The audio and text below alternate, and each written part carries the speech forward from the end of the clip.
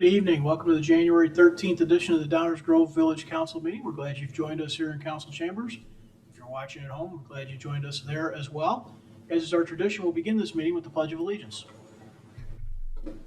I pledge allegiance to the flag of the United States of America and to the republic for which it stands, one nation, under God, with liberty and justice for all.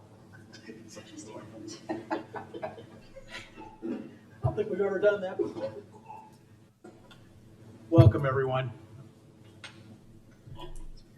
All right, with that, Rosa, would you please call the roll? Mayor Barnett, Here. Commissioner Sadowski-Fugit, Here. Commissioner Gilmartin, Here.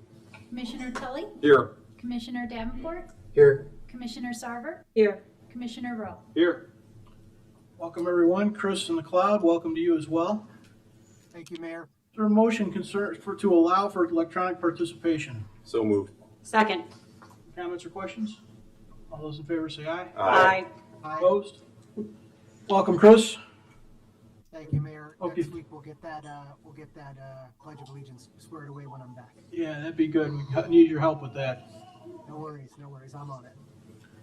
Item 3 on our agenda. Before we do that, we have some visitors tonight, it looks like, some faces I don't recognize. Over to your right on the counters are copies of tonight's agenda. If you'd like to follow along, please feel free to step over there, grab a copy, and then you can see where we're headed. Item 3 is proclamations. We have one proclamation this evening. Proclamations are an opportunity for the mayor to highlight either ideas or people or events that he thinks are worthy of additional highlight and suggestion of action for our community. These are generally done to express the values of our community in some way, shape, or form, or I highlight things we think are important. There's been some question in the past about why these seem repetitive, because they still remain important. And when they no longer are important, then maybe we'll do something different. But for the moment, this is an important one, and so tonight we have a proclamation concerning MLK Day. Whereas Dr. Martin Luther King Jr. devoted his life to advancing equality, social justice, and opportunity for all, while challenging all Americans to participate in reconciliation and the never-ending work of building a more perfect union. Whereas Dr. King emphasized that this dream excludes no one from its promise and protection, and it affirms that every individual's rights are God-given and neither conferred nor derived from the state. Whereas Dr. King recognized that everyone can be great because everyone can serve, requiring only grace and love to do so. During his lifetime, encouraging all Americans to serve their neighbors and their communities, remembering the urgency of now. Whereas Dr. King warned us to not satisfy our thirst for freedom by drinking from the cup of bitterness and hatred.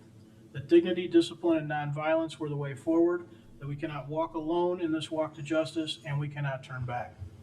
Whereas in 1994, Congress initiated the King Day of Service, a nationwide effort to transform the holiday honoring Dr. Martin Luther King into a day of community service, focused on Dr. King's example of working to solve social problems while focusing on bringing people together and breaking down the barriers that have divided us as a nation. Whereas serving on the King holiday is an appropriate way to honor Dr. King, meet local and national needs, bring our citizens together, and strengthen our communities and nation. Whereas the King Day of Service is the only federal holiday commemorated as a national day of service and offers an opportunity for Americans to give back to their communities on the holiday, as well as time to make an ongoing commitment to service throughout the year. Whereas the King Day of Service projects are organized by a wide range of nonprofit and community organizations, educational institutions, public agencies, private businesses, and other organizations across the nation. Therefore, I, Robert T. Barnett, Mayor of Downers Grove, in honor and recognition of the contributions of Dr. Martin Luther King Jr. to the advancement of equality in our country, proclaim January 19th, 2026 as Martin Luther King Day in the village of Downers Grove, and urge all of our citizens to honor the memory of Dr. King, follow his example, and put his teachings into action by participating in the MLK Day of Service, and to find ways to give back to their communities through serve.illinois.gov, givingdupage.org, or AmeriCorps.gov, and by searching MLK Day of Service to learn more. Dated this 13th day of January 2026, Downers Grove, Illinois. Next up on our agenda, minutes of previous council meetings. Is there a motion? Mayor Barnett, I move to approve the minutes of the Village Council meeting of January 6, 2026 as presented. Second. Any comments or questions from the dais? Chris, any comments or questions? No, sir. All those in favor say aye. Aye. Aye. Opposed? Passes unanimously. Item 5 tonight is the mayor's report. It's a little out of order, but we have a little different evening tonight. We have a presentation for our 2025 annual report. This is something that we do each year, and it's kind of an exciting time. Ready? Good evening. Welcome to the 2025 annual report. This presentation is part of a well-established tradition in the village of Downers Grove, where we take the time to consider and recognize the most significant achievements of the prior year, and we're glad you've joined us. This particular evening is always a favorite of the council as we look back at some of the milestones that will forever define our history. The achievements highlighted here this evening are the result of hard work of many people who share their time and talents for the betterment of our village. It is my privilege to reflect on these achievements and help enshrine them for years to come. These successes would not be possible without the collaborative and dedicated efforts of the team, including residents and businesses of Downers Grove, my village council and colleagues, village staff, and partner organizations. What we'll see here this evening is that through working together, your village provides top quality services and that we work hard to reflect the values and priorities of our community. If you're new to Downers Grove or just want to take a look back, these reviews are available on the village's website dating back to 2021. Earlier this year, we welcomed 2 newly elected council members. On May 6th, Commissioners Rob Rowe and Tammy Sarver each took the oath of office to begin their 4-year terms of service to this community. Leading up to their swearing in, both commissioners participated in orientation meetings to gain insight into village operations and ongoing initiatives. This type of preparation contributes to a smooth transition and is part of the village's long-standing commitment to good governance and transparency. We also welcome the return of Commissioner Chris Gilmartin, who was sworn in for his 2nd term. A seamless transition helps strengthen public confidence in the election process, and we look forward to continued collaboration and the positive momentum that comes with welcoming new voices to this village council. On Saturday, February 8th, I had the distinct pleasure of welcoming the community to the Downers Grove Civic Center to celebrate the completion of this beautiful new facility. The first order of business was to dedicate the Betty Cheever Council Chambers. It was great to see so many members of the Cheever family gathered to join us, including Betty's husband, Lyle. Betty Cheever served 4 terms as the mayor of Downers Grove from 1983 to 1999, and she was the first woman to hold this position. The main entrance is just off Israel Blackburn Civil Rights Plaza, which hosts exquisite public art and honors both the village's history and continuing commitment to treating all people with dignity and respect. Israel was a freedman and a Civil War veteran. After the war, he settled in Downers Grove and was the original signers of the Village of Downers Grove Incorporation documents. Keeping costs down and minimizing the footprint of non-taxable property is beneficial to our community both now and in the future, and this building stands as a wonderful example of creative, collaborative government that stays within itself, plans for the long term, and stays focused. This facility is now home to the Village Hall, Police Department, and the administrative offices of our partners at Grade School District 58. Welcome to the Downers Grove Civic Center celebration. So glad to see everybody here today. This is a shining example of the village's downtown architectural design guidelines. With a wide variety of sustainable features and shared flexible spaces, the Civic Center is the embodiment of the village's commitment to environmental stewardship, collaborative government, and agility. Importantly, the creative financing efforts and diligent focus on value is why property taxes were not raised to pay for this project. The Civic Center is a valuable community asset that stands ready to serve Downers Grove for generations to come. After years of hard work and planning, I am thrilled to be here at this momentous celebration and dedication of the Betty Cheever Council Chambers. We feel so incredibly lucky to be part of this community. Downers Grove is so incredibly active and engaged in the work that we're doing, and we're really looking forward to the next half century here in our new home together. So thank you. Thank you so much for coming. Enjoy the celebration.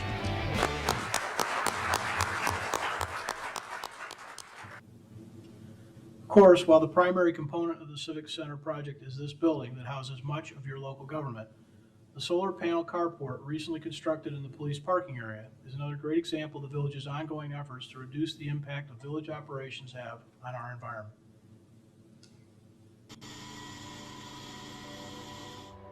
Work began this year on a new installation at the Civic Center site.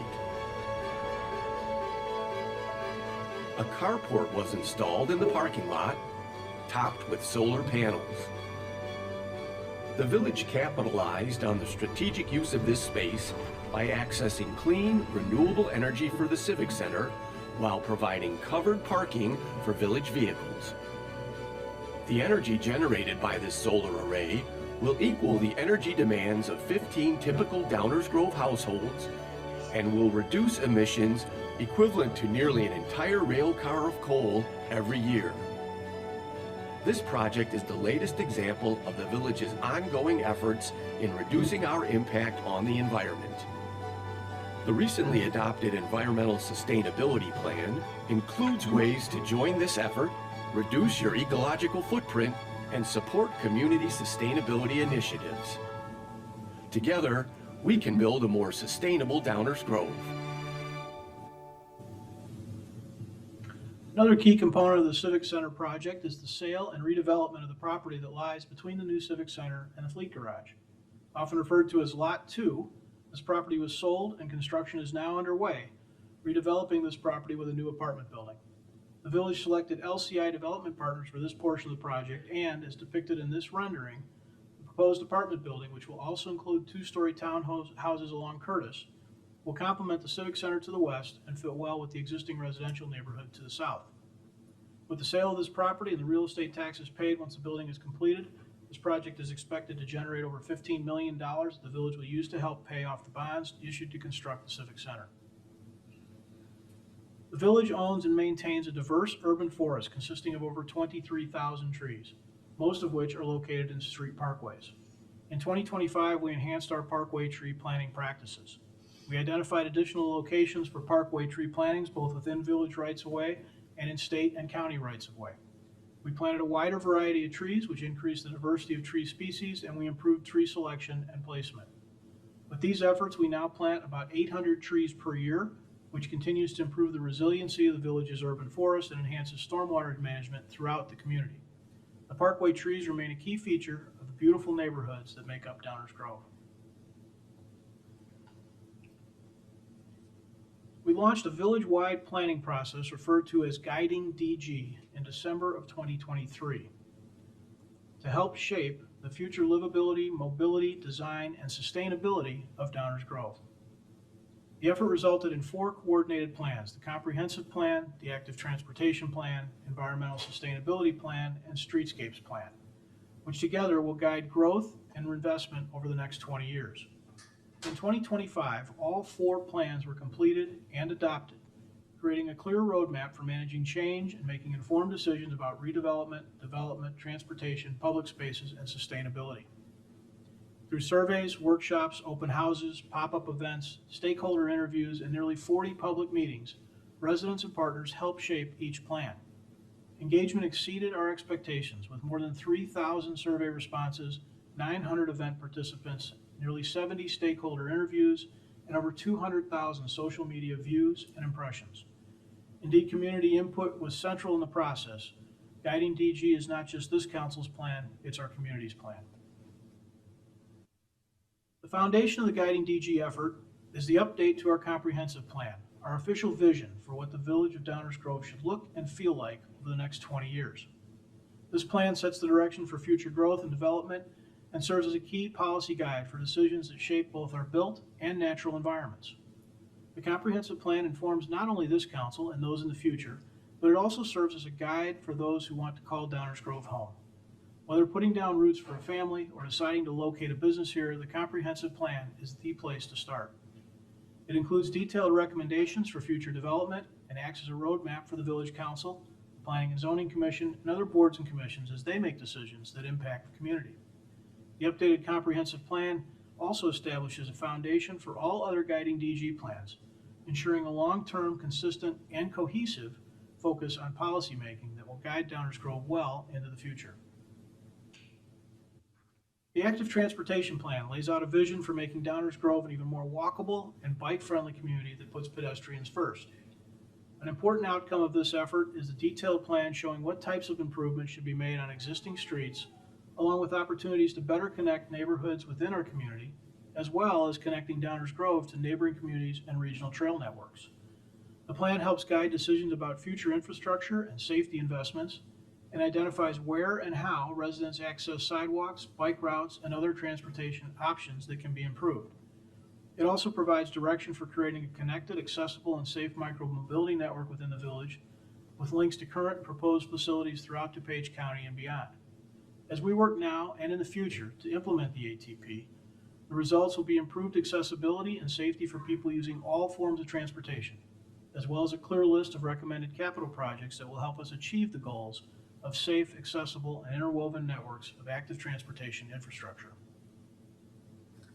Another key element of the guiding DG process was to adopt a new streetscape plan for downtown, the Fairview area, and the connection between them.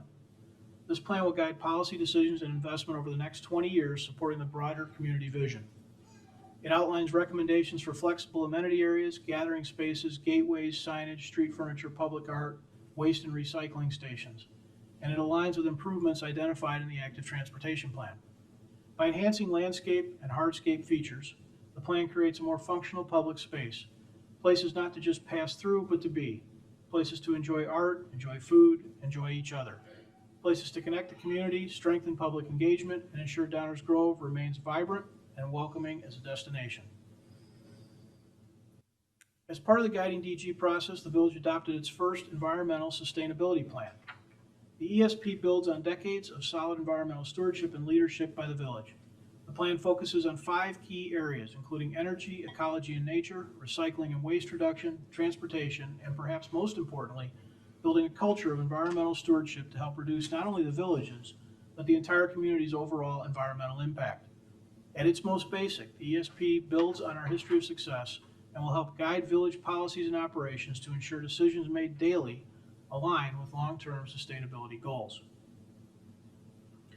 The Environmental Sustainability Plan is already driving meaningful improvements for the environment and everyone who calls Downers Grove home. Residents are contributing through a Greener Way pledge, which encourages simple, practical actions to live more sustainably and supports a shared community-wide commitment to reducing environmental impacts. Collaboration is expanded through the DG Environmental Alliance, bringing together the village, schools, the Park District, and volunteer organizations such as Greener Grove to coordinate sustainability efforts and recycling education. Major strides have also been made in cutting emissions by powering about half of all village facilities, including the downtown parking deck, with 100% renewable energy. In 2025, our efforts included enhancing stormwater management and ecology. An additional 9 bioswales were installed in rights-of-way throughout the village. Stormwater quality improvement structures were installed in the downtown. Native landscape islands were constructed at Thornwood Avenue and Dunham Road, and an underground storage with infiltration and water quality structure was constructed at Curtis and Glenview. These improvements reduce runoff, improve stormwater quality, while furthering the Environmental Sustainability Plan objectives of reducing turf grasses, improving soil health, and increasing biodiversity. The village also began updating streetlights, replacing 400 fixtures with energy-efficient dark sky certified LEDs, reducing energy and light pollution with support from a ComEd grant. When we think of pollution, we don't typically think about light. But the ambient glow that urban areas give off can be harmful to wildlife and even our own health. Excessive artificial light at night directly impacts wildlife, especially insects and animals that are most active at dusk and at night, like fireflies, bats, and thousands of migratory birds that pass through DuPage County each year. Reducing light pollution is one component of limiting the impacts of our built environment. Recently, the village began replacing streetlights throughout the community through financial support from ComEd. Not only will the new fixtures use significantly less energy, they are also certified as being dark sky friendly. That means the fixtures are specially designed to point light downward where light is needed. That makes the community's streets safe to navigate, while also reducing upward glare that is unnecessary and inefficient. It's a step towards reducing environmental impacts that everyone can support. You can help make Downers Grove a dark sky community by doing things as easy as setting timers or using motion sensors on your exterior lights, changing light bulbs to ones that have a 3000 Kelvin or lower color, and changing fixtures to avoid uplighting. Small changes can make a big difference. Together, we can make Downers Grove a more sustainable community. In 2025, the village's partner, Argonne National Laboratory, was interested in studying the environmental impacts of green roofs in suburban environments. Through an agreement with the village, Argonne installed and began operating a weather station at the Civic Center on one of our green roofs. This initiative contributes to important scientific study on regional weather patterns and leverages expertise at Argonne to support other community actions such as educational presentations to students. For many years, the village has worked closely with the Morton Arboretum to maintain our robust and diverse urban forest. Last year, we partnered with them to test the viability of new species and native cultivars for resilience to climate change. As part of this collaboration with the Arboretum, 65 new trees were planted, including 11 new species, into the village inventory, helping to promote the ESP goals of enhancing biodiversity and increasing the resilience of our forest. Importantly, through efforts such as these, the Village of Downers Grove seeks to lead, not only taking current action, but helping drive learning as we work collaboratively with our neighbors to continuously improve our shared environment. Your village has always placed a priority on environmental stewardship. Through the years, we've been a leader in stormwater management and quality. We've led in solar, both in operational usage and legislative flexibility. Over a decade ago, we first installed LED public lighting powered by solar and wind. We were early adopters of alternative fuels and much more. Considering how our decisions affect our environment has been at the heart of Downers Grove decision-making for years. So much so that we regularly won awards and were cited by peer groups. But we didn't do a very good job of communicating those efforts and successes. Increasing awareness of village sustainability efforts is a key goal of the Environmental Sustainability Plan. In 2025, the village expanded public engagement through school and community events, including Sustainapalooza at Downers Grove South, a rain garden installation at Downers Grove North, and postcards from the future at O'Neill Middle School. Short videos from these events were shared on village social media to extend their reach. In partnership with Greener Grove, the village also helped host a highly successful recycling extravaganza, diverting significant material from landfills. Highlights of the extravaganza include over 10,000 pounds of paper shredded, 13,000 pounds of e-waste collected, 780 pounds of cardboard recycled, almost 3,000 pounds of textiles collected, 110 bikes donated, and nearly 400 pairs of glasses. A special thank you to Greener Grove for helping lead this impactful community event and helping us get better at letting folks know about the good work we're doing. Here's a brief look back at Sustainapalooza. Today's event was called Sustainapalooza. What we want to do is reduce our ecological footprint and urge other members of our community to do the same. And so the vision for this day was to bring together my students who are learning about sustainability with officials from the village of Downers Grove, as well as some nonprofit organizations that are devoted to doing work to help us live in a sustainable way. Am I being fair to our planet? We started off in a large group where we asked them to consider their ecological footprint, the impact that their behaviors have on the environment, and then they heard a little bit about what goes into calculating that footprint. ChatGPT typically uses about 9 times as much electricity as just doing a regular Google search. And then they brainstorm some ways that they can overall try to reduce that. We had 6 stations set up. Each of those stations was looking at a different aspect of environmental sustainability. So what happens when it rains on the parking lot? Everything comes off. They had a wide variety of things that they learned about how we can live sustainably in our own lives. I really wanted them to see that the concept of environmental sustainability goes far beyond the classroom, that this is an important aspect of the community that they live in. These are really small changes that each of us make, but if we all do them, they actually make a pretty significant difference in reducing our community's ecological footprint. They all have something to contribute. They all have something very positive that they can add to help improve the environment.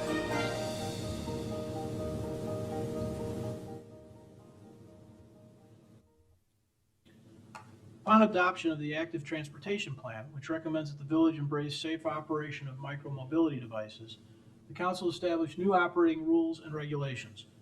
The ordinance adopted in October regulates the use of e-bikes, e-scooters, and other personal mobility devices. It includes location restrictions, and importantly, it establishes new tools to hold parents responsible for their children's riding behaviors. These rules are intended to allow for the safe operation of a variety of devices while recognizing that we each play a role in safety and in holding each other accountable. The village wasted no time in implementing key recommendations from the Active Transportation Plan. Within a few weeks of adopting the plan, the council authorized the construction of a shared use path on Jefferson Avenue from Plymouth to Dunham. This path, which will eventually reconstruct an existing off-street trail that now ends at Springside to a bicycle facility on 59th Street, allows for cyclists and walkers to travel safely along this stretch in front of Hillcrest School. A big thank you is in order here to our friends at School District 58 for their partnership. In 2025, the Village Council, staff, and residents worked together to shape a new solid waste contract for Downers Grove. After a competitive selection process, strong public input, and thoughtful recommendations from the Environmental Concerns Commission, the village approved a new agreement with our current supplier, Republic Services. The updated contract, which begins April 1st of this year, includes several important improvements. Residents will now have year-round curbside organics composting, access to yard waste carts at no additional cost, expanded options for disposing of bulk items and white goods, and affordable pricing with new senior discounts on all services. There are also some changes to be aware of. Stickers will be phased out, meaning all households must enroll in the CART program. Amnesty Day 2 has been permanently eliminated. Instead, households may set out 2 bulk or large items per week, such as furniture or large appliances. Food scraps may now be combined with yard waste, with collection available year-round rather than seasonally. If you currently use stickers for garbage or yard waste, you will need to enroll in the CART program by February 14th. When doing so, you'll have an opportunity to select cart sizes for garbage, recycling, and the optional yard waste. Republic Services will deliver your new carts and will provide quarterly billing. To help residents navigate these changes, extensive information will be made available in our upcoming newsletter, a Republic Services direct mail piece, and on the village's website. Additional information will be shared on social media, and representatives will be available to answer questions and assist with enrollment at Coffee with the Council this Saturday, January 17th. Overall, the new contract makes waste and recycling more convenient, environmentally friendly, and sustainable, while continuing to deliver service for our community at a solid value.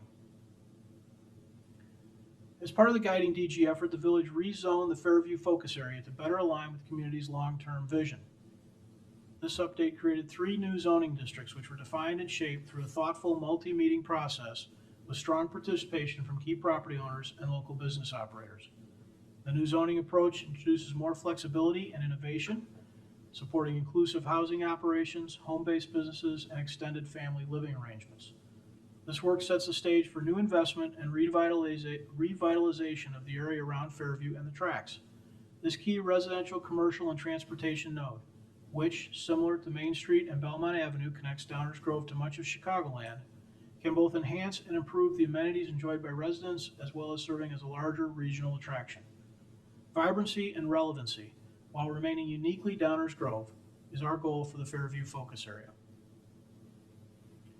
The impact of our partnerships with the Economic Development Corporation and Downtown Management Corporation cannot be overstated. Downers Grove enjoys a robust, diverse economy due to a constant cycle of development and redevelopment in our commercial areas. Simply put, we want you to locate your business in Downers Grove, and our partners at the EDC and Downtown Management will help the village make that happen. In 2025, the village budgeted nearly $1 million to the EDC and Downtown Management, and our return on that investment is manifest. More than 70% of the village's operating budget is generated by economic activity. Only 28% comes from property taxes. Think about that for a minute. 72% of the cost of running the village comes from something other than your property taxes.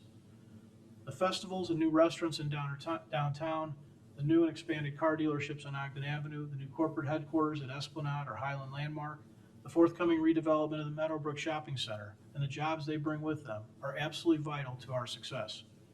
While your village team works to remain lean and control costs, our EDC and Downtown Management Corporation and the investments we make in them are hard at work keeping up the other end of the equation. We are truly thankful for their partnership and service to the village of Downers Grove. Strong progress was made by working closely with the EDC to strengthen our economy in 2025. Several new businesses opened their doors, including Scooters Coffee, Marshalls, and Home Goods, Wendy's, Fresh Factory, and the Roasted Elements Coffee Company, all adding new dining, shopping, and gathering options for our community. Even more are on the way, with Andy's Frozen Custard and Bloom and Ferris Public House scheduled to open in January. Significant development activity is also underway across the community. Projects under construction or preparing to break ground include Bridgepoint 4 on Warrenville Road, Phelan Development on Finley Road, Ryerson on Warrenville Road, Matson Logistics on Butterfield Road, and new additions downtown, including Domain on Main and the Rec League. These economic development wins strengthen the village's tax base, support the downtown SSA, improve occupancy rates, and enhance the overall appearance and livability of Downers Grove by helping ensure continued environmental and economic vitality and long-term success for our community. Your village works hard to provide an environment where well-designed commercial properties can provide access to goods and services desired by residents. While the Meadowbrook Shopping Center, located at 63rd and Woodward, may have served the area well in the past, it's been a while. It is in need of revitalization. In 2025, the village partnered with the center owner to provide financial incentives to facilitate needed reinvestment. The village created a tax increment financing district and approved a redevelopment agreement that will result in 3 new outbuildings, renovation of the inline stores, parking lot, and landscaping improvements and new signage. Meadowbrook now has the opportunity not only to look better, but also to provide the businesses and services that are missing from our Central West End. Once rejuvenated and active again, it will also generate new sales tax and food and beverage taxes that the village uses to provide public services. We're proud of this public-private partnership and want to thank the owner Stelco for their investment in our community. In 2025, when questions were raised about the preferred way to select members to serve on the Library Board of Trustees, the Village of Downers Grove Public Library worked collaboratively through a joint ad hoc committee to develop a report that helped educate the community on this issue. The committee convened 6 times over a 6-month period and explored alternative methods for selecting library board members. Through public meetings, available research, evaluation of different governance structures, and discussions with experts, the committee not only made key findings on this important topic, but also improved the understanding of the Downers Grove Public Library history and governance model, enhanced the understanding of the Library Board of Trustees selection process, improved communication and working relationships between the village and the library.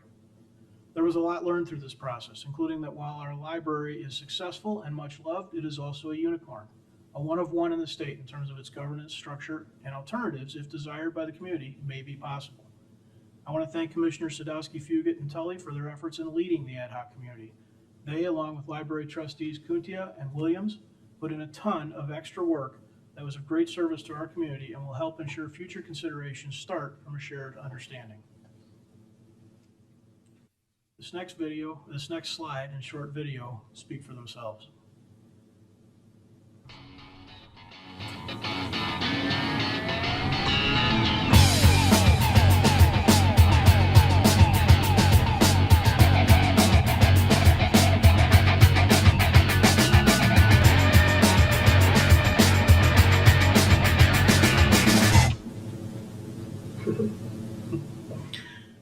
Traditional public services are increasingly enhanced by innovation. The village publicly launched our social services referral program in 2022, connecting individuals in need of service with the agencies that provide services. Residents can contact our social worker by multiple methods, including in person, by phone, and online, to receive personal referrals to specific social service providers. The village also actively contacts individuals who may be in need of service. In 2025, the village increased its public outreach to enhance awareness of this program. Information was included in police and fire, public education programs and events, published on partner agency platforms, featured in information booths at a variety of community events, highlighted in newsletters, social media platforms, and on our website. Our social worker made numerous presentations to community groups throughout the year, and we published information brochures in multiple languages. That outreach paid dividends. In 2025, total referrals, including accepted referrals, increased by about 25%. Nearly 900 referrals were made, and the overall acceptance rate increased to nearly 98%. Bottom line, people are getting the help they need. This program operates with the assistance of the Human Services Commission, so we want to offer a special thank you to the members of that commission who generously give of their time and their talents. The Blue Envelope program was launched in November. It is a voluntary initiative designed to support safer, more effective communication between police officers and our community. Participants use a blue envelope to store important documents, such as identification or vehicle information, which can be easily shared during an interaction. The blue envelope also serves as a clear visual cue for officers, helping them recognize that a person may have communication or sensory needs and respond appropriately. Overall, the program has helped improve interactions between the public and police officers while building greater trust and understanding within the community. If you or someone you know would like to participate in the Blue Envelope program, you can pick up a blue envelope at the Downers Grove Police Department or Civic Center, located right here, 850 Curtis Street. Additional envelopes are also available at the Downers Grove Township office at 4340 Prince. One of our long-standing strategic goals is to be good stewards of financial sustainability. The village's financial practices continue to be validated by outside review. Last year, the FY24 financial report received an unqualified audit opinion with no management comments, reflecting strong internal controls, transparency, and fiscal accountability. For many years, we have controlled expenses and implemented revenue sources that withstand short-term uncertainty and provide long-term stability, all while providing value to the residents and taxpayers of our village. The current budget, approved this past December, reflects the village's long-range plan and its commitment to keeping the general fund sustainable, continuing to keep property taxes low, while allowing the village to deliver high-quality services residents rely on every day. For the typical residential property owner, that means paying about $800 per year to the village in property taxes, or about $2.30 a day. That daily cost, less than the cup of coffee, supports essential services for all residents, including police and fire protection, emergency medical response, street and sidewalk maintenance, infrastructure work, and other community services. The Village of Downers Grove is, by any measure, a true value. Downers Grove continues to be recognized for excellence that reflects the quality of those services that we receive every day.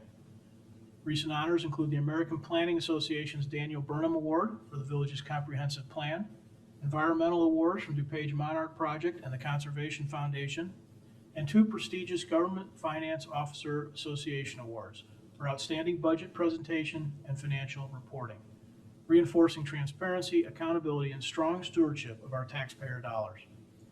Public safety remains a standout strength.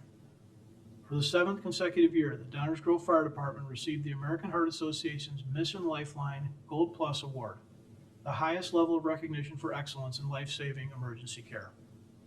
Together, these recognitions can help build community trust, highlight exceptional performance across the organization, and they underscore the village's commitment to serving residents at the highest level of professionalism. Congratulations to the village staff and partners whose dedication make these achievements possible. And speaking of awards, the village's communication team earned a Silver Circle 3CMA Savvy Award for the Learn Not to Burn educational video, which highlights the impact of creative, engaging communications that help keep the community safe. Clear communication helps build understanding, and the village is committed to making it as easy as possible for residents, businesses, and visitors to stay informed and stay connected. To expand how we share information, the village launched an official Instagram account, helping us connect with audiences we weren't previously reaching and to meet people where they already are. Instagram joins existing communication channels, including Facebook, X, Nextdoor, along with the weekly e-newsletter, DGTV6, community-wide notification system, as ways to connect with your village. We encourage everyone to visit downers.us and choose the communication options that work best for you. By offering multiple ways to stay informed, the village continues to strengthen communication, improve transparency, and better serve our community.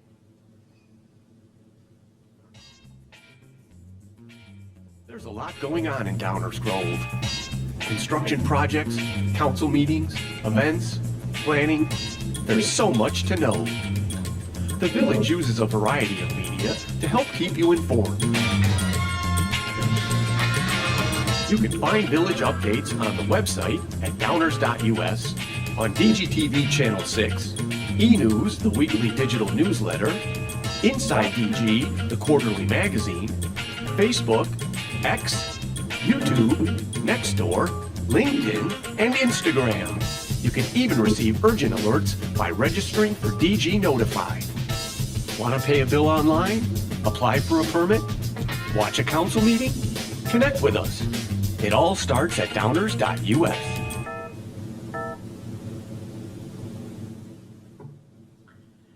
In recent years, our village has proven resilient in the face of unprecedented challenges. Each year we go stronger, staying true to our core values, solving problems new and old, and delivering on promises made long ago. And each year we do it together as one community. Downers Grove truly is a community that values all its members. By recognizing the value of each and every resident, we remain a community ready to engage the challenges that await us. That recognition has been and will continue to be our guiding light. As we step into 2026, I'm as confident as ever that our village has the capacity to meet every challenge. I'm proud to report on behalf of this village council that your village is exceptionally strong. Thank you to the residents and businesses of Downers Grove, my village council colleagues, village staff, and our partner organizations, all of whom find innovative ways to serve our community and position us for future success. 2025 was a fantastic year, and together we'll make a great 2026. Thank you for listening, and have a happy, safe, and healthy 2026.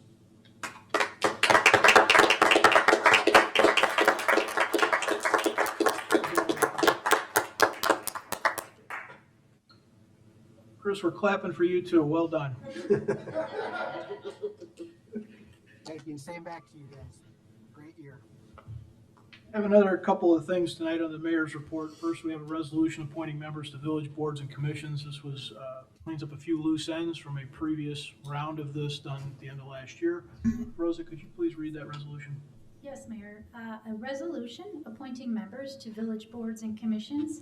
Whereas Mayor Barnett has made the following appointments to village boards and commissions. Now therefore be it resolved that the Village Council of the Village of Downers Grove does hereby confirm the following appointments. Planning and Zoning Commission. Appoint Edward Berry to a one-year term expiring August 31st of 2026. And Stormwater and Floodplain Oversight Committee. Appoint Steve Leopoldo to a 3-year term expiring August 31st of 2028. That's all, Mayor. Thank you, Rosa. Can I get a motion to adopt that resolution? So moved. Second. Any comments or questions from the council? Chris, you have anything? No, just another thank you to those residents who have agreed to join our board. Indeed. All those in favor say aye. Aye. Opposed? Aye. That passes unanimously. One last item on the mayoral report. There is one appointment, which is a mayoral-only appointment. I am reappointing Jeff Kuchta to the Fire Pension Board. Item 6 is public comments. This is an opportunity for the public to comment on non-agenda items. Since we've got some new folks here, give me a minute just to read the guidelines and set down some rules for how we do this. There are several opportunities for public comment during our meetings. The first, titled Public Comments, where we are right now, is for items not on tonight's agenda. There will be additional opportunities for public comments at each first reading or active agenda item. Please remember, council meetings are not open debates. This is a council meeting open to the public, not a meeting of the public. While we seldom, if ever, cut people off, we do expect people to respect the time limit and allow everyone here this evening an opportunity to address the council. If you plan to speak, please keep the following in mind when you come to the podium. State your name for the record, address your comments to me as chair of the meeting, keep your comments to 5 minutes or less, avoid repeating what others have said. Indeed, you'll hear council members do the same during their discussions. Please keep your comments to one visit to the podium per subject, and please remember that comments are most effective when they focus on the subjects within the scope of Downers Grove Village governance. So item 6, public comments. At this time, we'll take public comments on items not on tonight's agenda.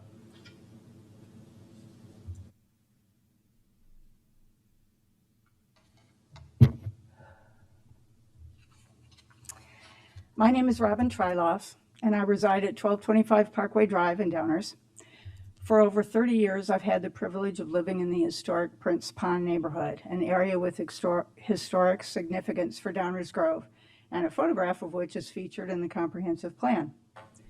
At last week's council meeting, under first reading, village staff reviewed a list of recommendations gleaned from the guiding DG plans to be considered as part of the zoning ordinance update, which will take place over the next year. I'm here to address the future of the 6 properties situated at the northwest corner of Saratoga Avenue and Warren Avenue, where historic single-family homes begin on the west side of Saratoga Avenue. Our advocacy for removal of these properties from the future land use map began at the November 19, 2025 Village Council Planning Meeting. The council agreed with us that these properties should be zoned residential and directed us to bring the matter to the Planning and Zoning Committee. We did so, and while our preference is single-family detached residential zoning, we support the comprehensive plan's designation of this corner as single-family attached. However, within the downtown zoning district, these parcels remain zoned as downtown transition and identified as available land for new development in the land use and influences map. As such, these properties could be used for business purposes. It is our firm belief that downtown and downtown transition should not encroach upon the historic Prince Pond residential neighborhood, which begins with the west side of Saratoga Avenue. We do not believe business, commercial, or retail belong in this stable residential neighborhood. Our position is grounded in 4 key points. 1, Prince Pond's community value.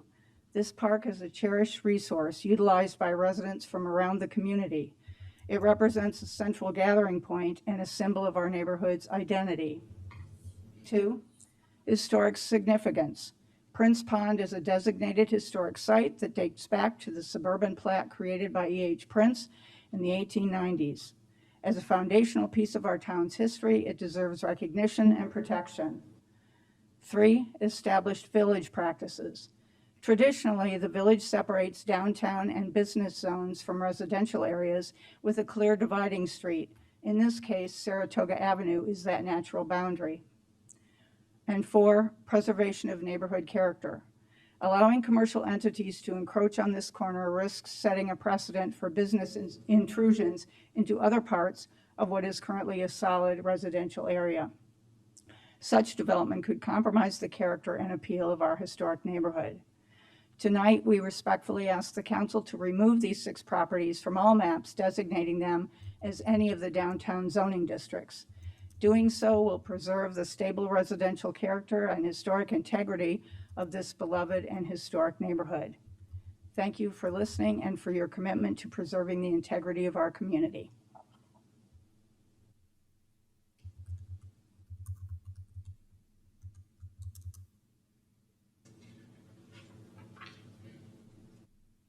Good evening, Hillary Dang, 433 Wilson Street. As we head into the 105th year of the League of Women Voters of Downers Grove, Woodridge, and Lisle, I just wanted to bring to your attention a public event that we're hosting a week from tonight. It's called The Government Who Needs It? What does the government actually do? Do we need so much of it? Join our panel of local experts as they discuss our local, state, and federal governments and the role they play. This will be interactive. It should be a lot of fun. It's at our local church, First United Methodist Church, in one of their basement meeting rooms here in Downers Grove on Maple Avenue. And there's information on our Instagram page, our Facebook page, and our website, and we hope to see you there. Thanks.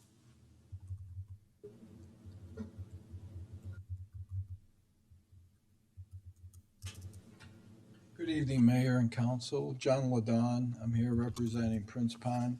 Happy New Year and peace to you and your family. I've worked at trying to protect Prince Pond neighborhood for 41 years. That's why having the corner at Saratoga and Warren Zone DT is such a concern to me and my neighbors. The guiding DG plan is listed on page 97, and I'll just read it out because you hear DT, but you really don't understand what that could be. It's all types of residential uses, condos, apartment buildings, townhomes, row houses. And the second one is low intensity and professional office uses, including lawyers, accountants, doctors, should be considered appropriate in the DT areas. So when you think about that in that little corner, it drives home our concern. I have stated in the past that everything west of Saratoga all the way to Belmont and from Warren Avenue all the way to Ogden is zoned R4 or lower. So having a development that could be built under the DT guidelines on that corner would not only not fit in the Prince Pond neighborhood, but the entire northwest section of Downers Grove. So far, we've collected over 250 signatures on our petition. We're continuing to collect more in support of our efforts. Following the discussion from last week related to the daycare, and this is taken from the packet, the comprehensive plan discusses quality neighborhoods and notes that preserving and strengthening Downers Grove existing neighborhoods is key to maintaining the unique identity of the community. So having that corner DT is completely opposite of the Prince Pond neighborhood and the entire northwest section of Downers Grove. In early 2025, that corner was R5, not even R5A. So I'd just like to also point out that we've never been against building on that corner. In 2004, we asked the owner to build 3 single-family homes. That failed. Then we asked the owner to build 3 duplexes, 6 units. That also failed, even though it was zoned R4 or R5. When they wanted to build 22 townhomes on that corner, that's when the neighborhood residents worked to stop that development. So I'm just asking, as you review zoning over the next 12 months, please consider changing the corner of Saratoga and Warren back to R5 as it was in early 2025. So thank you for your time.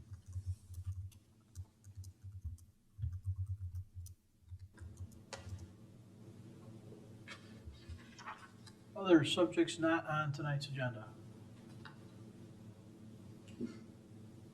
Okay, we will continue then. Is there a motion concerning the consent agenda? Mayor Barnett, I move to approve the consent agenda as presented. Second. All those in favor say aye. Aye. Aye. Opposed? That passes unanimously. Item 8 is our active agenda. This is the portion of the meeting where we take up items we have taken up at least one time before. These are items on which we do plan to take official action this evening. Is there a motion for a public hearing? Mayor Barnett, I move to adopt an ordinance calling for a public hearing and a joint review board meeting to consider the designation of a redevelopment project area and the approval of a redevelopment plan and project for the Village of Downers Grove, Fairview Avenue Tax Increment Redevelopment Project Area as presented. Second. Are there any audience comments or questions on this item?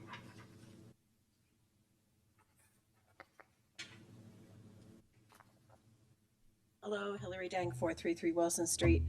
This is my neighborhood. So I just wanted to alert my neighbors about this. I don't think many people know this is happening.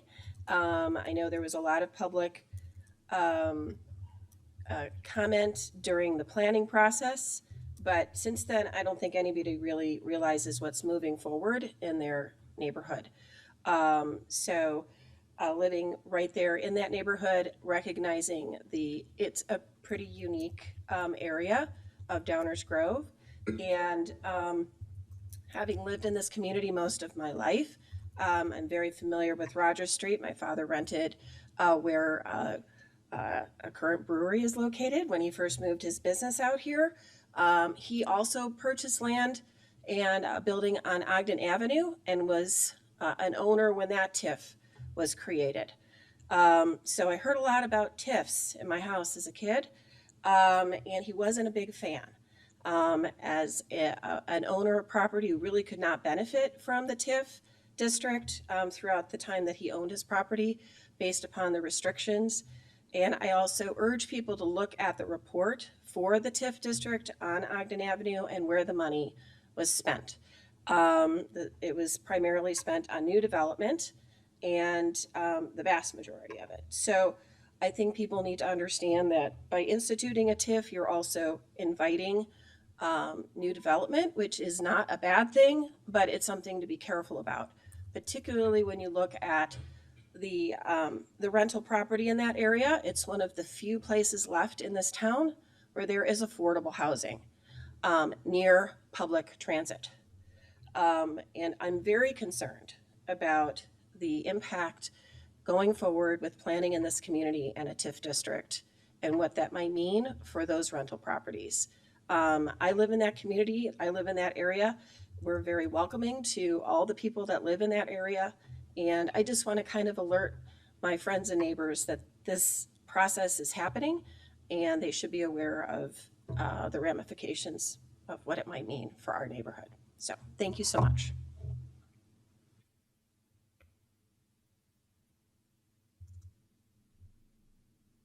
Any others on this item?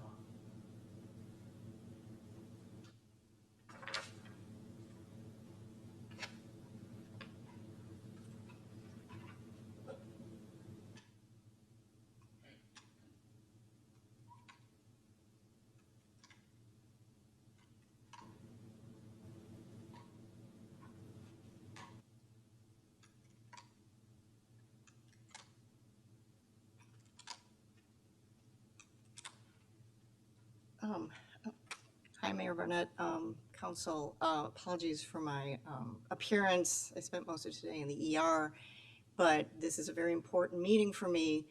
And the question that just came up, I just have a question, actually, if someone could explain it, and maybe it's better for the staff. I'm sorry, Diana Doyle. Apologies for that. You mentioned that you were going to conduct a public hearing on this TIF district. How does that process differ from the text amendment that we have been talking about with respect to the daycare homes? So my question is, there last week, and I'll be back up here later, there were a lot of discussions about the process by which that was being proposed. And so when I perked up and heard about public hearings, I'd like to know a little bit more about how that works and how that is different from what we'll be discussing shortly. We'll address it. You'll address it later? We will see where that goes, yeah. Okay, thank you.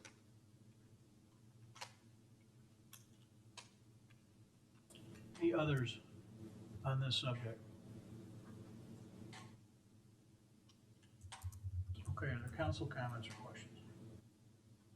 Chris, do you have anything? No, Mayor, thank you. Okay. Are you going to address it? You're welcome to. Sure. Yeah, my only comment, I mean, defer to you, Mayor, if you'd rather address it. So TIF, there's a couple of very different subjects in question here. The question that was asked is a good one because clarity about what we do and how we do it is important for everybody. There are a variety of processes that we go through to make a variety of decisions. That sounds kind of ridiculous, but certain decisions require certain processes to be gone through. A text amendment that may be considered a little bit later today is simply a petitioner asking this council to consider changing something. This council then can do a variety of things with that. The first thing this village does is send such a thing through our Planning and Zoning Commission. That's the first round of public hearing, public question and answering that goes on. It then comes to us with a recommendation from that group. That is not a definitive directive. It's a recommendation from a first round of hearing. This group then considers that at least once, typically 2 times, sometimes more often, and makes a decision about it. The TIF process is entirely separate and removed from that kind of a thing. The TIF is a state statute that allows for a certain property taxing structure to be put in place. It carries with it a host of rules. It carries with it what uses those taxes can be done. It carries with it a time period. It carries with it, along with that, a process, a very specific process for how a TIF area can be established. This group cannot just take 2 meetings and say we want a TIF area and lay it over a map. So what's coming up is part of that prescribed state required process to enact a TIF. There are a series of public hearings required. What this motion does is begins to set that in motion. Motion begins to set it in motion. It takes the next step in the TIF process for establishing a public hearing for that, but that's consistent with and frankly directed by the state as it relates to a TIF. entirely separate from a local zoning question, which is what's going on with this text amendment. That totally helps. You can, if not, you can certainly follow up later and I can get into more detail, but they are two entirely separate processes. One of them directed by the state of Illinois, the other, which is really controlled by the Village of Downers Grove. Mayor, Mike? can I just offer another point too, in that how we got here? This TIF that we're considering is a result of years of conversations with the community, working through our guiding DG process and looking at our zoning in the Fairview focus area and how we want to move forward with that. So this is something that's gone through a whole lot of deliberation and communication and consideration with the public as well. So I think that's also an important difference. And it still very much has much to come. Yeah. That process, we are, randomly speaking, about a third of the way through the process of establishing a TIF. There's a joint review board that has to be developed. There are additional public hearings that have to happen. We're working through that process. Others on the council? Chris, do you have anything you want to add here? No, thank you, Mayor. Okay, with no other questions, all those in favor say aye. Aye. Opposed? That passes unanimously. Second item on our active agenda, is there a motion concerning text amendments to regulations? Yes, Mayor Barnett, I move to deny the petition requesting text amendments to the village's zoning ordinance regarding daycare centers. Second. Are there any audience comments or questions on this item? Please come down to the podium.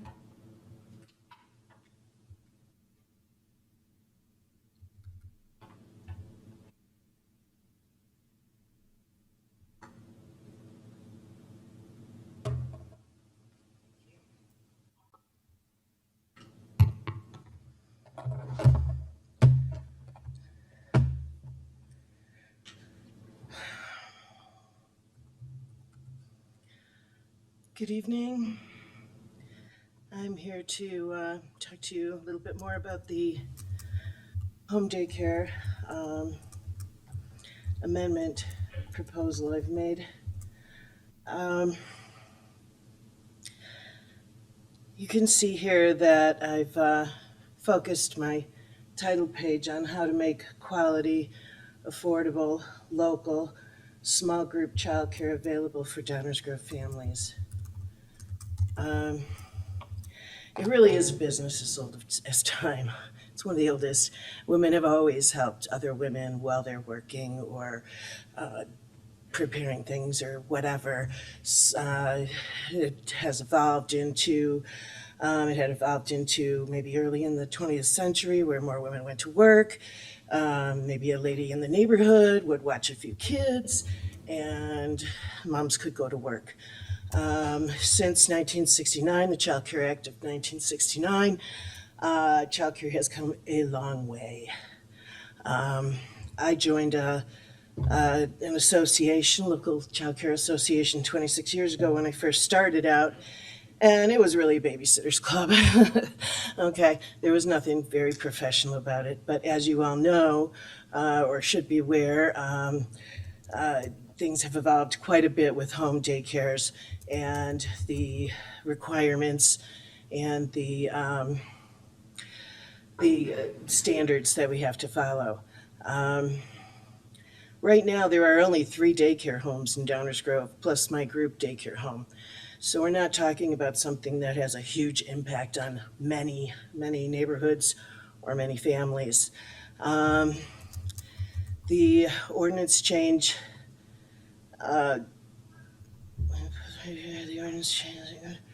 it'll basically allow providers to work within the DCFS guidelines and still be in line with the village ordinance. It's not a major, as major as some of you, I'm afraid, because you don't have enough information, think it is.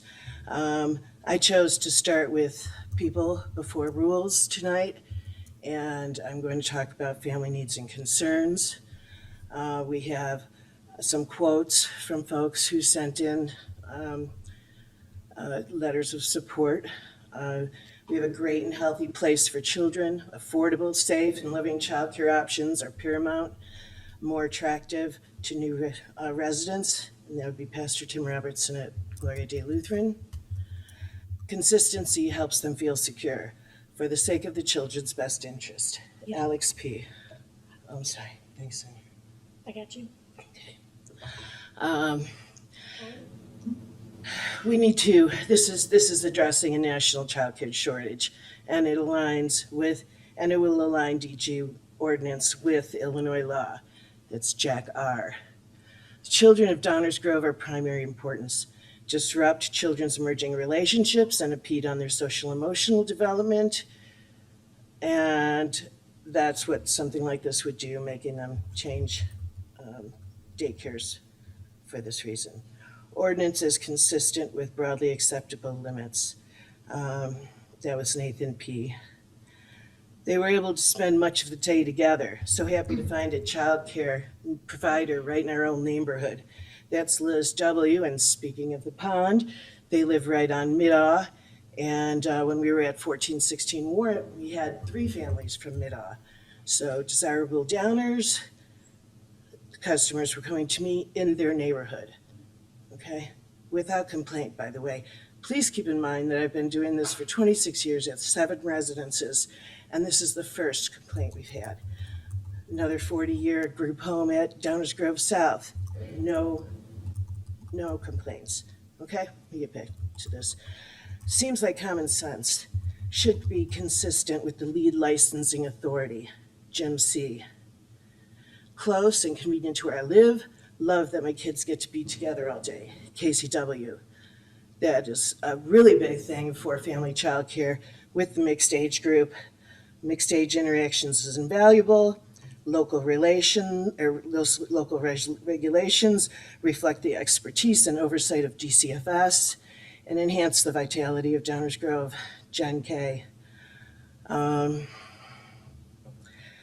The fact that siblings are together in a family child care home is something unique. As you know, if they go to a center, they don't see each other all day long. So between 0 and 5, they're either together or they're separate, depending on your child care choice. Daycare homes, thank you. Daycare homes mean family homes which receive more than 3 up to a maximum of 12 children for less than 24 hours per day. The maximum of 12 children includes the natural, foster, and adopted children and all other persons under the age of 12. The term does not include in facilities which receive only children from a single household.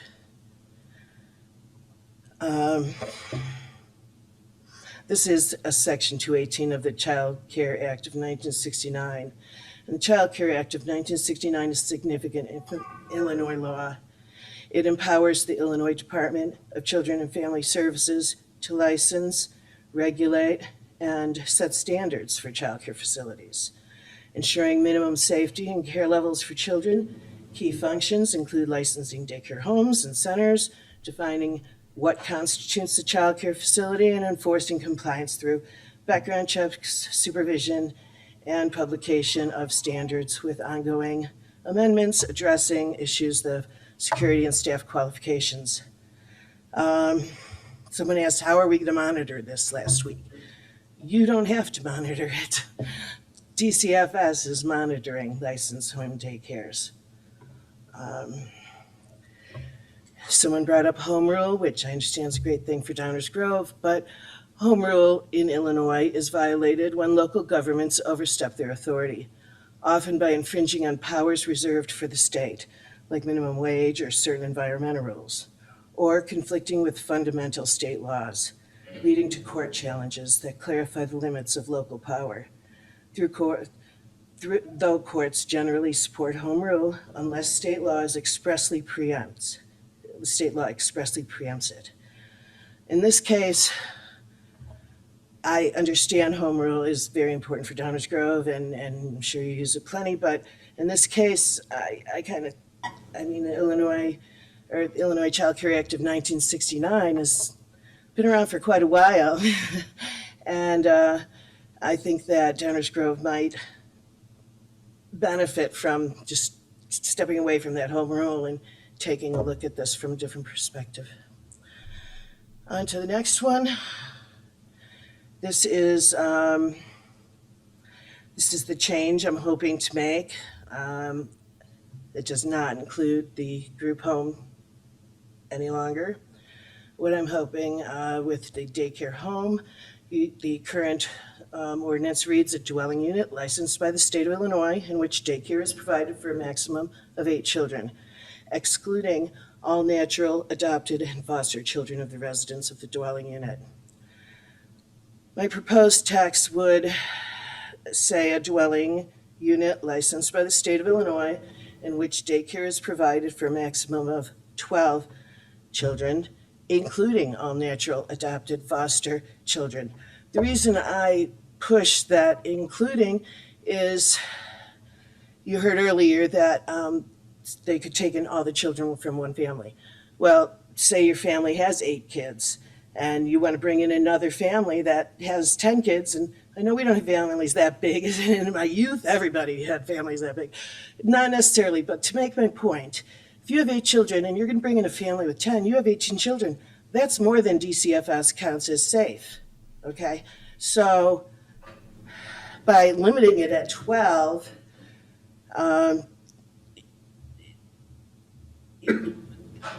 we wouldn't run into that problem. You would have a 12 maximum in the house, whether or not there are, no matter how many residential children there are.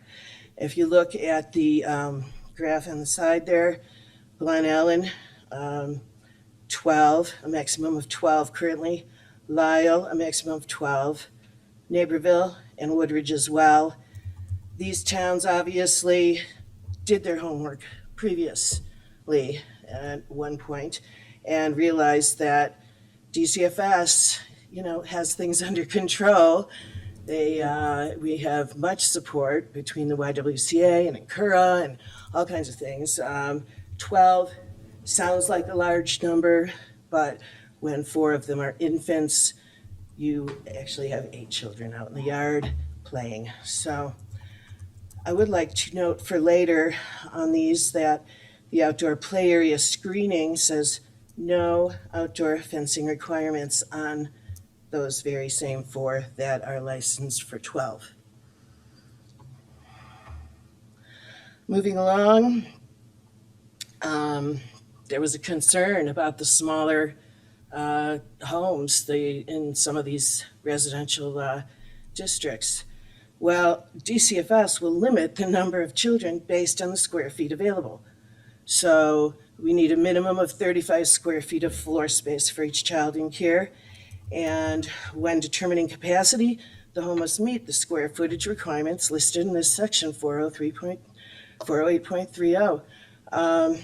You can't have 12 children in a home that sits on a 60-foot lot with, a very small square foot. That doesn't happen. DCFS will come in, and if you want to do daycare, they'll measure up the house and they'll tell you can have 3 children or 4 children, or 12, depending on how much space you have.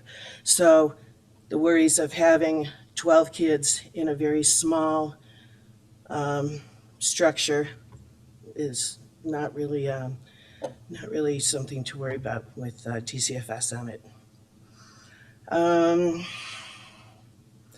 This addresses the potential situation of having to terminate kids. And C here, you will see expulsion due to a child's repeated pattern of challenging behavior is prohibited. Plans transition to settings better able to meet the child's needs are not considered expulsion. I am not allowed to terminate children off the bat. There are some very new rules in place so that doesn't happen, and it protects the child from frivolous reasons to terminate them and have an upheaval and change in care and that whole scene for the child. There shall be transitioned to a different program in all instances when a licensee decides that it is the best interest of the child to transition to a different program. The child and the parent's needs shall be considered by planning with the parents to identify the new program and working with the parents in pending program on transition plans designed to ensure continuity of services to meet the child's needs. I point this out because if you should decide that you cannot raise the total number to 12, I do need time to work with my children to transition them out. So I just wanted to point that out. Okay, on the right there, you're gonna see a little poll I did this weekend. I didn't really have much time between last week and this week, but I threw this out there for fun, and it didn't get a giant response, but I do want you to see that nobody responded to, the question was, as you can see, do you have a licensed family child care, AKA daycare home in your neighborhood or on your block? And nobody answered to yes, but I would prefer it was not there. And nobody answered to I pay under $300 per week per child full time. Okay. I don't know a family child care home that's over that for full time, honestly. And you know that centers are extremely expensive. I can go that low because I don't have the overhead of centers, and it makes a big difference, especially for, say, teachers' families. I have 2 teachers in District 58 and a district employee from District 58 as part of my families. And honestly, I think Downers Grove, with all your little neighborhoods and your little schools, would actually benefit from a group home but at each school. So the teachers and staff would have affordable daycare nearby the school. But I'm not pushing for the group thing. I'm just going up to 12 now. You've all made it very clear that the group was quite a bit, and I understand that. So moving along to the fence issue. Daycare homes and daycare centers for children in our districts must include an outdoor play area, fenced and screened from view from adjoining properties with a minimum of 200 feet. I have plenty of space. That's not the problem. You'll notice on this this ordinance, as it's written, the current ordinance does not specify that the fence must be made of wood, nor does it have a height requirement. Additionally, it does not refer to DGMC 28.10.010, which lays out the general regulations for fencing. The proposed text would read, daycare homes, please just take out group daycare homes. And I took out daycare centers because daycare centers are not in our districts. You can change that if you want or not. Daycare homes for children in our districts must include an outdoor play area fenced between 5 and 8 feet high and screened from view from adjoining properties using wood privacy fence or slats in a chain link fence with a minimum of 200 feet, etc. I have since learned that backyard fences can only go up to 6 feet, so I would say 5 or 6 feet. I mean, if you want to change your ordinance to 6 feet permanently, fine, but currently it does say that, number 2 here, the regulations of this subsection apply to fences in the side and rear yards of yards located in the R districts. And it says fences, including chain link and woven mesh designs, are permitted inside and rear yards. I've heard that it's not permitted, and people last week were saying it wasn't permitted. But right here in your ordinance, it does say that it is permitted. And fences inside and your rear yards may not exceed 6 feet. Okay. So that's your ordinance as it is now.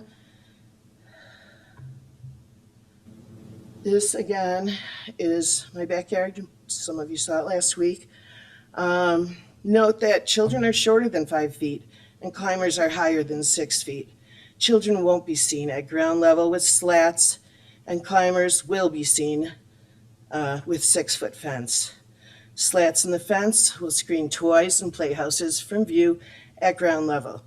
This, as you can see, is the folks behind me are a little higher, plus these homes. There's grade level and there's an upstairs. The living's all in the upstairs in these houses, your living rooms, your kitchens, your bedrooms. So people are living on their second floor and going to see in my yard anyway. They're not going to a 6-foot wood fence that would be financially a hardship on me. Isn't going to solve any noise problems. Noise is noise. It travels, and a wood fence will not reduce or absorb noise. Trust me, I hear kids screaming quite a lot, and it carries. It doesn't, the 6-foot fence isn't going to stop it anymore at all, really. They're loud. And, you know, rightfully so. We tell children to use inside voices inside. They go outside, they want to play, and I'm not going to tell them to be quiet playing, okay? I know that the village has the power to tell me that I need a 6-foot wood privacy fence, even though that's not what it says in the ordinance. But I would ask that the village be required to follow the ordinances as written, just like everyone else has to.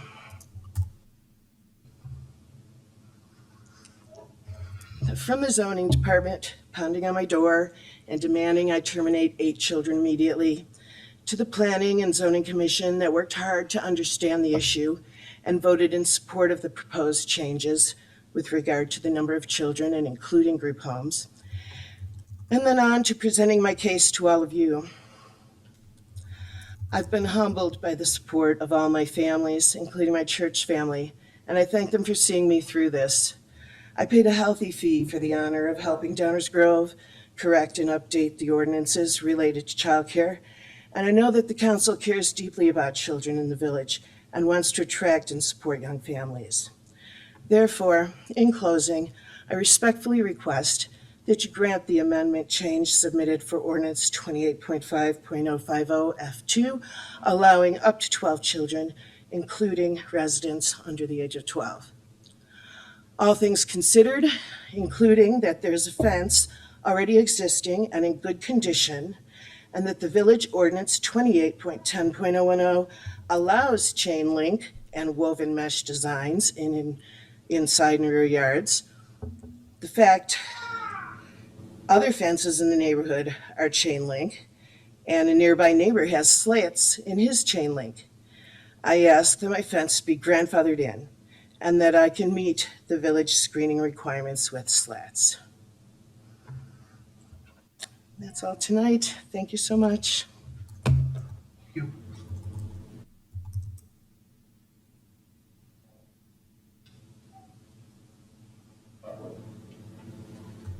Others with comments on this subject?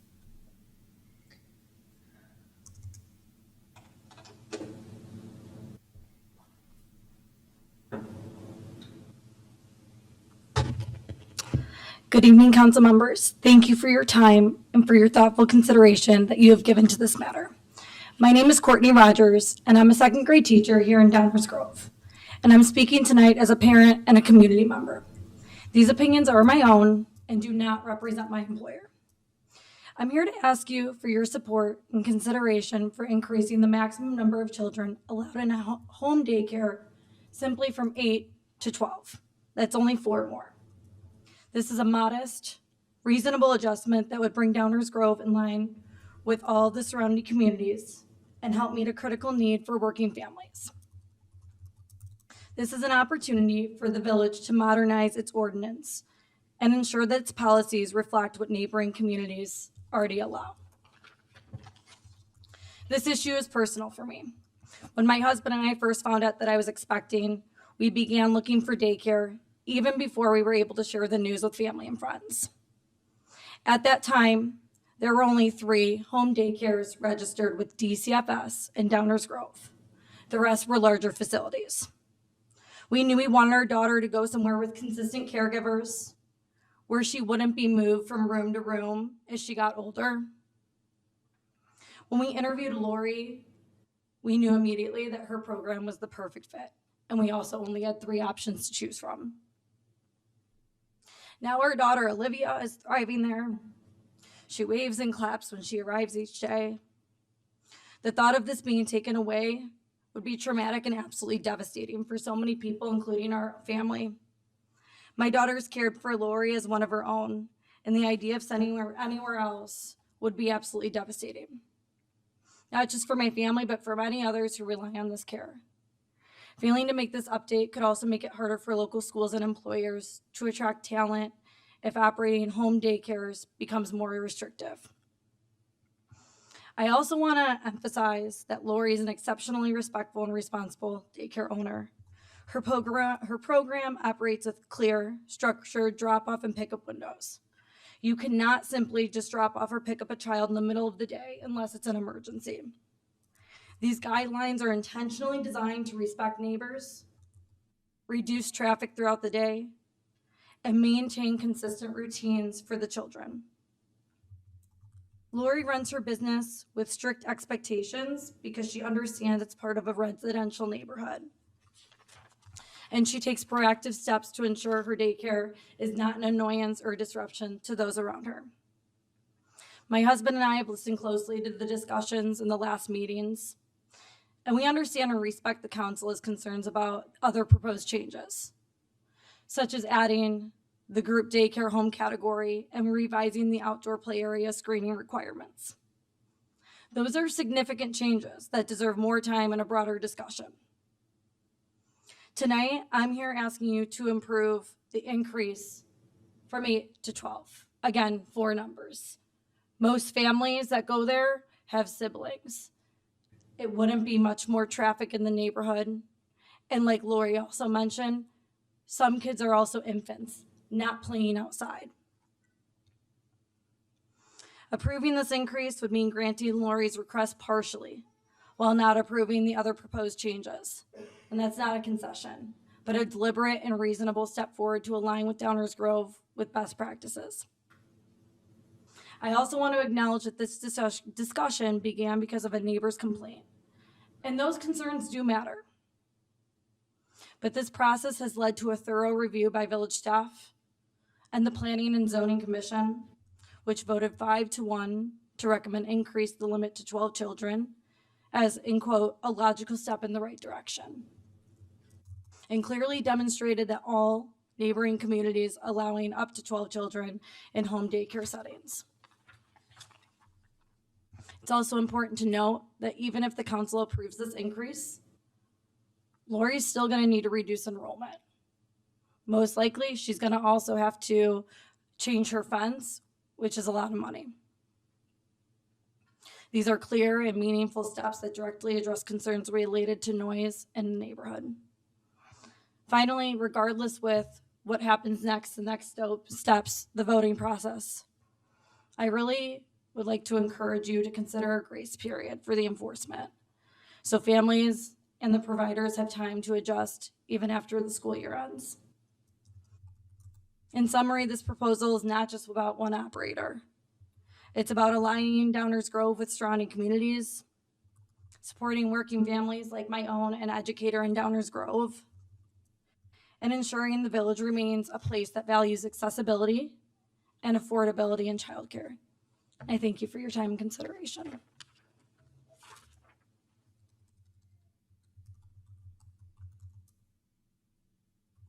Others on this subject?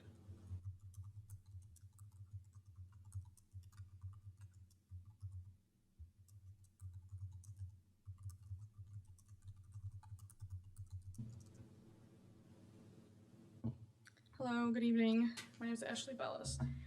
I've already talked twice, and I know it's on record, so I won't belabor the points I brought up about the importance of childcare and how much I love this family and the daycare that is specifically most affected in what we're talking about. But that's all true and stays the same. I know that the last time we met, there was a lot of discussion about this feels like a commercial is happening in a residential environment.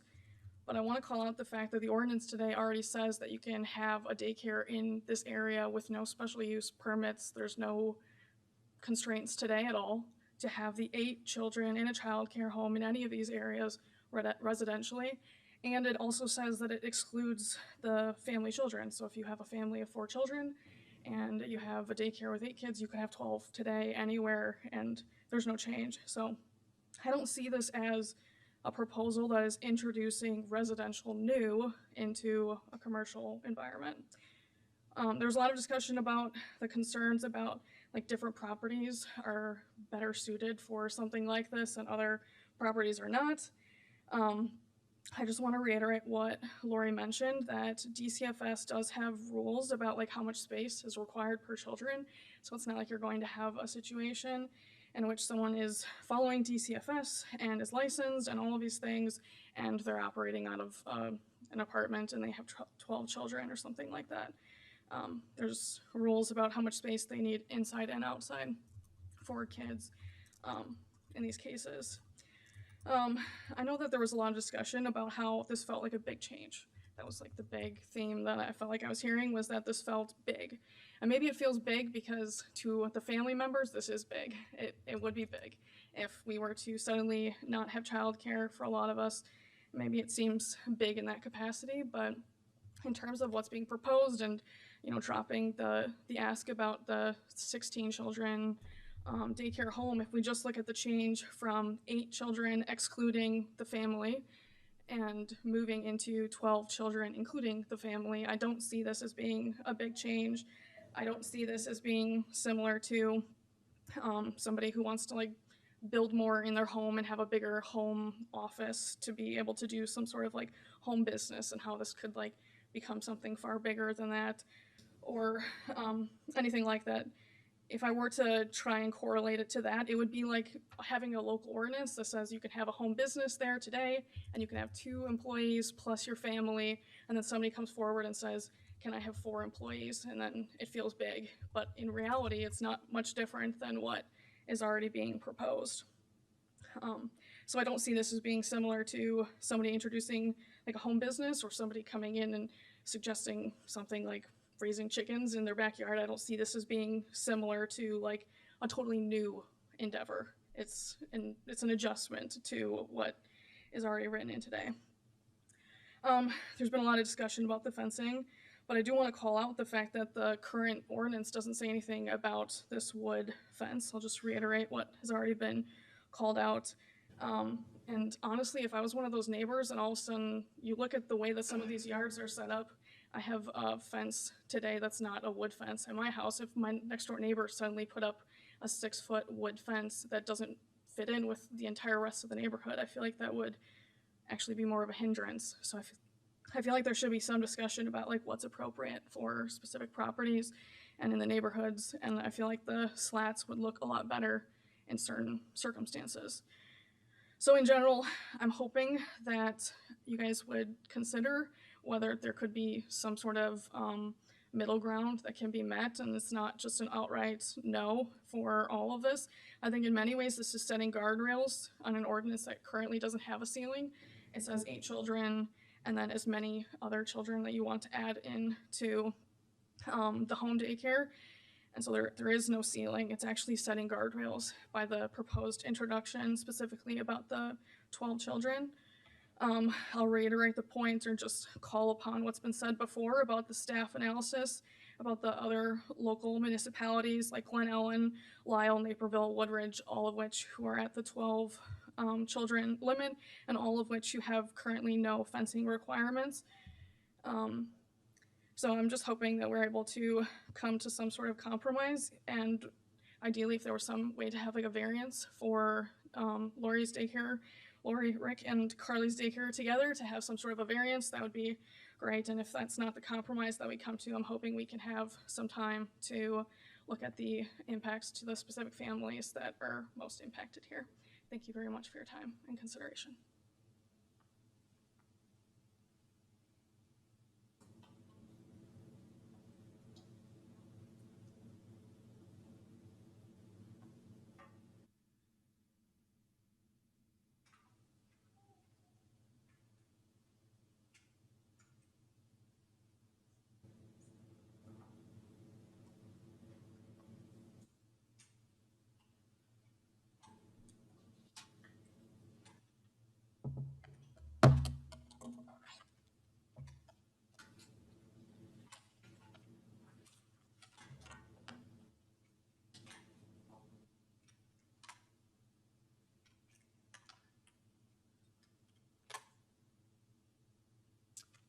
Okay, Diana Doyle again.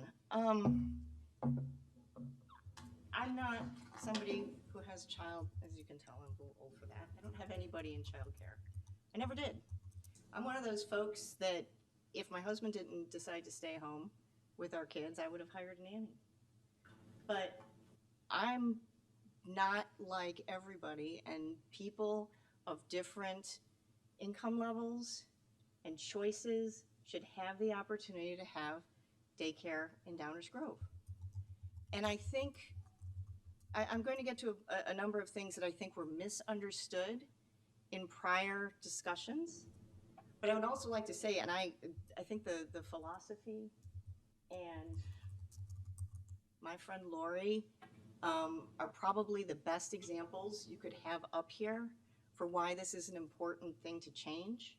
And if we can't do it by text amendment, which I really don't understand why, and I don't understand why the staff told my friend to spend the time and money that she did. I have been talking with her for months.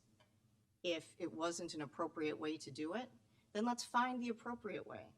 If we spent weeks, months talking about chickens, let's spend weeks and months talking about childcare. Let's find the right way to do this. Let's not put process over people. Let's not put process over substance. Let's find the right way to do this because it's important.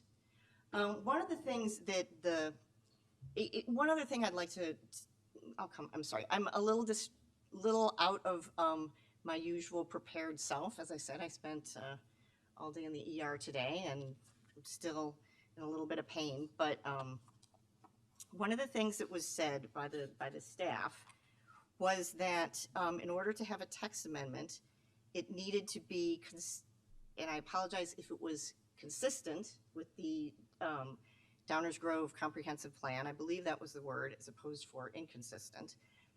But it says, lastly, this is from the staff report, lastly, the comprehensive plan discusses quality neighborhoods and notes that preserving and strengthening Downers Grove existing neighborhoods is key to maintaining the unique identity of the community. The comprehensive plan does not call for increased commercial activity. Well, the comprehensive plan doesn't do a lot of things. It's silent on this topic. If you search the comprehensive plan for either childcare, one word or two, daycare, one word or two, it does not exist. What does exist? A lot of references to local businesses, a lot of references to small businesses. Who do we want to support? An idea that you're encouraging people to go to state money for businesses that are supported by women or headed by women, which I don't have the statistics, and I apologize. If I had time, I would. But I would guess that most, if not all, daycare businesses are run by women. And you've heard the families talk about this as an impact to my family. What is the impact to the single parents that are in daycare homes and that they would have to be terminated? Are you telling mostly moms, some dads, of course, but mostly moms go on welfare because there's nowhere to put your kid that you can afford? That's substance. And if this process is wrong, let's deal with the substance in the right process. We had to have a public hearing on having a TIF district. Let's have a public hearing on this. Don't back away from it because it's hard. Don't assume that people think that a daycare home, of which apparently there are 4 in the entire Downers Grove, are offensive.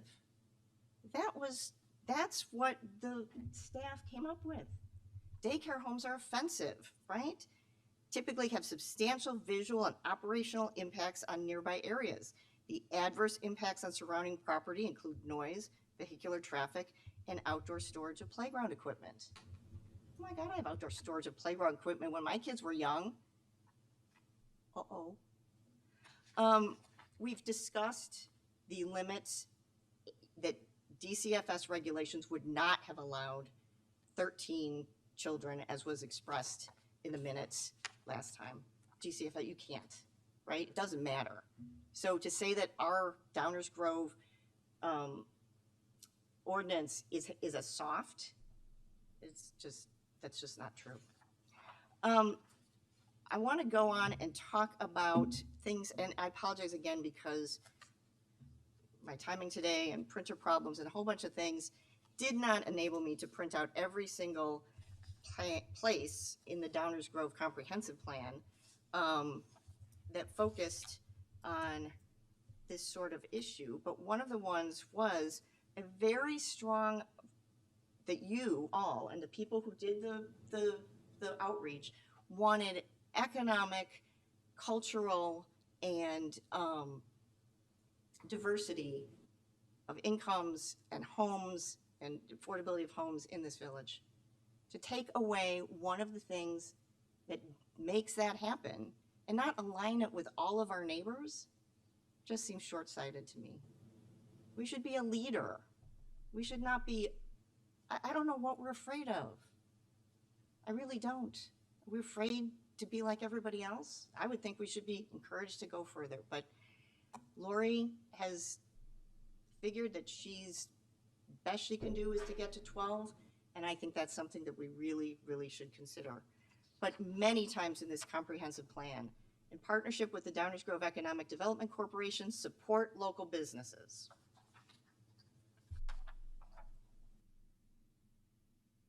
We want Downers Grove will be a vibrant and inclusive place with high-quality, diverse housing options that support residents throughout their lives and foster a sense of belonging. The village will support new entrepreneurs and existing businesses of all sizes, both in the downtown and throughout Downers Grove. Major employers that create a variety of employment opportunities will be drawn to the local economies, of course, unless their workers can't find anywhere for their childcare. I know that this is not, what we're talking about is not a neighborhood commercial area. I know there's a difference there, but we want to encourage a mix of retail service and office uses that cater to a local population. I don't know what, I realize that's not what you're talking about here, but I don't know what a home daycare is, if not that. So I think I've probably taken up my 5 minutes, and I've been a lot, not as scatterbrained as I hope it looks like, but I really would encourage that if you, as a council, still feel that you cannot do this by text amendment. Oh, I'm sorry, one more thing. On the fences, I understand that it is the staff's position that is their long-term position on fences. Pardon? Oh, I'm sorry. I understand that the staff believes that 6-foot fence is what is required, but if that is not in an ordinance and that is not in a published regulation, then I do not believe code enforcement is appropriate. And I don't believe, been a long time since I took administrative law, but I don't believe you can fine someone on something that is unwritten. Thank you for your attention.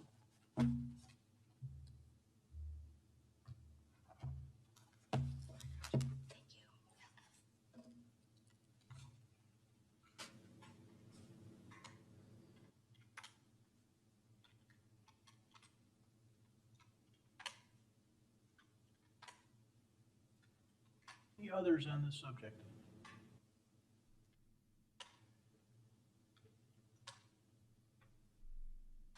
Okay. Council comments or questions? Chris, I don't want to forget about you. You have anything? Yes, thanks, Mayor. I don't know that I have a whole lot more to add than was said last week on my position here. Continue to be sympathetic to the petitioner's situation, but have not felt that there has been much to change my thoughts on this. I think I do want to reiterate, though, in terms of the process, what I said last week. The idea of the petitioner bringing a text revision to our village is, to our code, I should say, is exactly the process. And I think while the council last week seemed to characterize that the depth of this change and the impact perhaps needed more public engagement, more discussion, it doesn't change the fact that the process to try to get this text change was followed. And as I said last week, I do appreciate the petitioner bringing that forward. having said all that, again, I just feel we are in a position where we have a individual business that was seeking changes that I just don't think we are prepared to make. So I don't think I have any other comment than that, Mayor. I am certainly interested to hear what my colleagues have to say. Thank you. Thank you. Just want to emphasize what Chris just described. Comments from the dais last time on the appropriateness of the process. What Chris really did a good job of describing it. This is absolutely one possible process. What several folks on the council, myself included, suggested last time was that we thought this change was big enough to warrant a different process. That's not that this was somehow the wrong process, it's simply that this body who's asked to decide these things, some of us thought a different process would have been better. That's all. Others want to weigh in? Martin? Thank you. Let me just pick up on that because there is a distinction that's important here between a procedure and a process. And I want to be very clear, what I meant last time is, well, sure, requesting a text amendment, anybody can ask for a text amendment. Anybody in the audience can ask for a text amendment. There is a vehicle, there is a procedure by which you can do that. Doesn't mean it's going to be approved, but yes, a text amendment is one procedure that one can pursue. I was talking more broadly, as the mayor mentioned, about process. A procedure is provides the specific detailed step-by-step instructions for completing a single task within a process. I'm talking about the broader process, which is a high-level series of interconnected tasks and activities leading to a final outcome, a much bigger picture approach. And particularly in the context, I think most of us spoke last time, we were talking about having just completed a process, community process that went on for almost 2 years. That's the process that I think I was talking about, that yes, this is a technical procedure that one can do. One can also seek a variance. Doesn't mean it's going to get approved because there are criteria for each of these procedures. But there is a community process that we believe very strongly in before making major changes that affect an entire community. And I'm totally sympathetic with the need for affordable childcare and everything that's been said today. I have no qualms about this business. It sounds wonderful. I would love to send my children there, but I'm way too old for that. That's not the issue. And we are certainly not driving home health care out of Downers Grove. Obviously we have them. There's room for more. But in order to make the request, to consider the request that's before us, and the request that is before us has 3 parts. It's not just a fence, which, by the way, that has been misdescribed, but I'll get back to that later. It's not just about moving from 8 to 12. It's about the establishment of group homes in more than a half dozen residential zoning areas than have ever existed before. While one can use a text amendment as a technical procedure to make that request, so that was correct advice from the village staff. And as Commissioner Gilmartin and Mayor Barnett have noted, yes, that is a vehicle by which one can make that request. There are other requests that one can make, but they variance probably wouldn't be effective here because, in short, you have to demonstrate a hardship that you can't comply with the ordinance as written. And I have seen no evidence of that, so probably a variance wouldn't fly here. But we're talking about a process by which we make changes to land use. And that's what this is really about. And I know I'm repeating a little bit what I said last time, but the 7 of us need to step way back on this because there's a lot of heartfelt, heart-tugging emotional issues here. But we have to look at the land use issues, which is really what this is about. This is about a request to change the land use for a number of different parcels within Downers Grove. You heard speakers earlier tonight talk about parts of Prince Pond. They have been here almost every week concerned about what might go on those parcels. I guarantee you that they would not want us to be changing things without looking at the entire community and figuring out what could possibly go there. They're asking us to change it through rezoning. That is a process. That is, there was a procedure, which was a request to make one change, but there was a process by which we come collectively to a decision. That's what I mean by process. This request does not fit with that process, in my opinion. It's a procedure, but it does not fit with a bigger process by which we make these kinds of village-wide land use decisions. And we just went through one for 2 years. And yes, this issue was not part of that. Could it be? Sure. And one of the things I'll wrap up with is not in this context, but maybe in other conversations that we can continue to talk about, would it be so terrible to go from 8 to 12? I'm willing to explore that, not in this context. But that doesn't mean we won't talk about it or can't talk about it. It doesn't mean there can't be a transition period to try to ameliorate the impact upon the petitioner. I empathize with you, we all do. But let's face it, this is about following the rules and expecting someone to follow the same rules that everybody else is expected to follow. But because, and this is, with all due respect, this is exactly like chickens. Because what happened with the great chicken debate was chickens were allowed in Downers Grove. People didn't know that, but they were backyard chickens. Somebody started keeping them on a property that didn't allow it pursuant to the zoning rules. Somebody complained. The complaint had to be enforced because, as we mentioned, we were a complaint-driven organization. When somebody complains that someone's not following the rules, we have to act upon that because that's what people expect. When we talk about rules that are written, those rules that are written have to also be respected when someone doesn't follow them.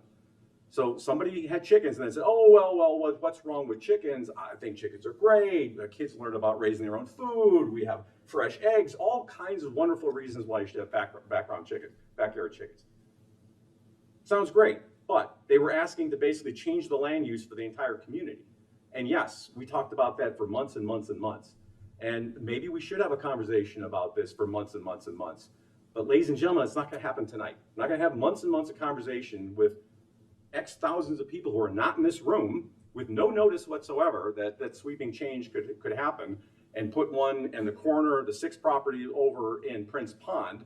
Or we had somebody come up here, speaker, talk about the Fairview focus area, TIF, even though we've been talking about that for 1.5 years, and it is in the comprehensive plan, and we have had meetings, including neighborhood meetings about it. There are still people that are coming forward saying, I don't know anything about it.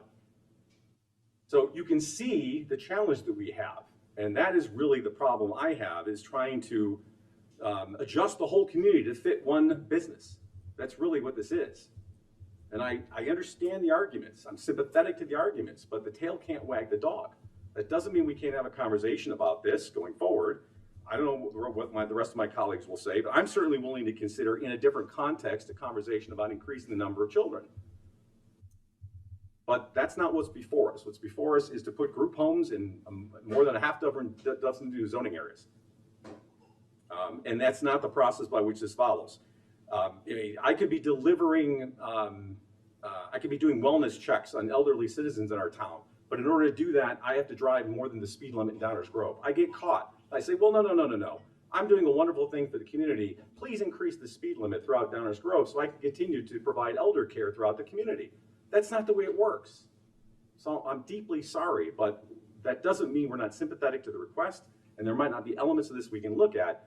But again, there's a bigger process here, and that's what we meant by process, not the procedure of a text amendment, but the bigger process by which mindful, smart, engaged community planning happens. And that's something we've been committed to for decades. This council, prior councils, and I hope to God, future councils. So I'm deeply sorry that we can't do it in this situation, despite all the compelling reasons, but this is about making sure that people follow the rules, and we expect people to follow the rules as written and not saying, well, I can't follow the rules, so I'm going to change the rules for everybody. And if the rules should be changed for broader reasons, then that's a different process than this procedure. So I'm sorry, but I heard a lot of things that I think we're a little misaligned there, and I just had to say that. So I've said too much. Thank you. Mike? Yeah, thank you. Thank you for the comments. I agree with everything that's been said, including the empathy, the sympathy for the situation, because this doesn't just affect the petitioner; it affects the people that they're serving and their families and their people. And I don't think this council has.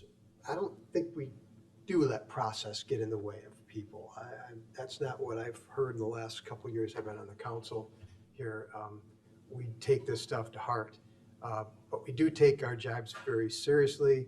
we don't back away from things because they're hard. In fact, we full on tackle that situation, and we recognize the complexities of this. And so I was the person that brought up at the previous meeting that trying to illustrate how this affects not just this location, but that we're talking about all residential districts in Downers Grove. And when I talked about smaller lots, it wasn't about talking about smaller houses. We have very large houses on some pretty small lots. But in our R4 districts, we have many more lots on a street. We have more traffic. We have more things going on. People are packed in a little bit tighter. This text amendment is asking us to make a very broad brush change to allow these things in all of our residential districts. And it's introducing a new category as well. I am absolutely open to discussing the number of children that going from 8 to 12. I think that's something that I'd be interested in having a conversation about. But as in terms of what's before us right now, what we're being asked to vote on, I can't support this. So thank you, Mayor. Else? Leslie, go ahead. Yeah, I do want to say that I appreciate the fact that the petitioner has taken a lot of time to consider compromise, recognize that even she is suggesting that we take the group home designation out, having listened to what we had to say. So I want to acknowledge that and not leave that unnoticed. I last week said that I would be supportive of having conversations of increasing the regulations to allow up to 12 children. I do agree that kind of a 2-week discussion doesn't feel sufficient to make that change, but I wonder, and I assume staff probably can't answer this right now, but since it seems like this is something that we are interested in having a discussion about, what potential next steps could be. So I would like to hear that because I would like to have a conversation about potentially increasing 8 to 12. But I agree with my colleagues that this format, kind of asking for forgiveness and not permission, isn't quite for me the right way of going about it. I do wish that the petitioner would have come forward prior to having 16 families. Or 16 children, not 16 families, and prior to having potential complaints, because then we could have kind of gone through this process and not had to have such a huge impact on families. That being said, again, what we had stated last week that we would like to make sure that this is a prolonged enforcement process, knowing what daycares are like. I would hope that it would not be until the fall at the earliest, just understanding what childcare looks like. But I am interested in having a larger community-wide discussion about the increase. That's all. Thank you, Mayor. Thank you. What else? No, I agree with my fellow commissioners here. I'm also confident that the village will work with you to make sure that we don't forcibly make changes immediately and have children left without daycare. So I'm very confident in our village staff's abilities. So aside from that, I do support everything we've heard up here. Mike, do you have something else? Yeah, thanks for mentioning that, Rob.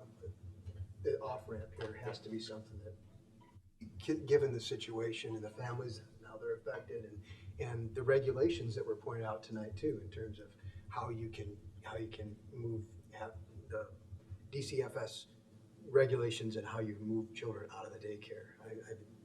There has to be some off-ramp here over a given amount of time so that this is not as impactful any more than it is. So, thank you. Chris, do you have anything else to add? Yes, thank you, Mayor. I just wanted to echo the support of Commissioner Saski-Fugit. I too would be open to having a broader discussion about the 12 number. I think it's a little interesting to me, and part of where I feel like this is cart before the horse is the limitation or lack of limitation of kids who live in the home versus who don't, and how that number kind of moves around a little bit because it would seem that the impact might be the same. But I think I would just want to get more information about that. The other thing, excuse me, the other thing is the fencing, and this seems a little maybe trite at this point, but I just want us to be very clear on what the situation around the fencing was, and if maybe staff could help clarify that. I'll say my understanding, we didn't have a height restriction as it pertained to daycare homes, but we did have a requirement of screening. Is that correct? The zoning ordinance does have a requirement for screening for these types of land uses, and we consistently applied the language in the zoning ordinance to require a 6-foot solid fence. Okay. And then, is it correct to assume that the other fencing ordinances that were discussed were just typical residential fencing, and that maybe those are getting conflated? Correct. The other types of fencing that were mentioned earlier tonight are allowed in standard residential applications, but they do not meet the requirement for screening for daycare homes. Okay, thank you. I just thought that was important to make clear. And I appreciate my colleagues' comments. Thank you, Mayor. Thank you. I'm going to add a little bit to the last comments I made last week and also some here. I agree with the things my colleagues have said, but I want to address a couple of things just for the record. This is not a question of does the Village of Downers Grove want to allow, think is important, understand the importance of child home daycare. The Village of Downers Grove allows child home daycare in R1, R2, R3, R4, R5, and R6 districts, as well as DT districts right now, today. This is not a question of can Lori or should Lori keep her existing clients. This is a question of what is the current law and what does this group feel is a comfortable means by potentially changing it. I don't think any of us are up for changing it through this means. Now, what does that mean? We got ourselves into a little bit of a knot in that conversation last week between this week and this week. But this affects potentially a lot of things. We went through this zoning table and these allowances at least 3 times that I can think of in my tenure up there. And each one of those, the council at the time, and often engaged with the public through planning efforts like guiding DG, but before that there was TCD exercises, there were a variety of things. Considered all of these lines, whether they were building services or daycare in the home, or bed and breakfasts or lodging, all of these things. And they were all considered in light of what did the current definitions say? Were we comfortable with that? Did we have complaints on that? Did we have asks for something different? And what do we think the impacts were? And what we're being asked here right now is allow a different use, a higher density use in all of these potential places. This is going to sound terrible and out of line, but I am not accepting the idea that Downers Grove is saying to the business community that we don't appreciate diversity, that we don't appreciate accessibility or affordability, because we're asking one current daycare operator to operate within the rules we've had for a long, long time. That's not a fair characterization. It's just not. Our staff will work to facilitate some sort of a transition. I'm certain of that. Frankly, that happens in almost every enforcement effort that we have to get into, whether it's fences or building maintenance or cars parked on the street or any number of things. I can't tell you the number of times over the last couple of decades that our staff has worked real hard and gone to great lengths to facilitate compliance as opposed to force it or beat it into people. It's just not what we're here for. This came up, now we have to address it. We're going to try and work through it in such a way that families can continue to find a way to manage themselves and manage a transition. But just changing the rules one time that applies to everybody is not something that I want to do, and I think you've just heard our council wants to do through a one-off conversation like this. The question maybe could be put in 7 different residential areas. Should we allow 12 kids in every house? It's kind of a ridiculous way of putting it, but it's part of this conversation. The question is, on a broader sense, in a long-term sense, for all of these places it's allowed, do we really want to have that? And that takes more than what we've just gone through. That's what you're hearing from us. Anything else? Okay, all those in favor say aye. Aye. Oppo- Opposed? Okay, the denial is approved unanimously.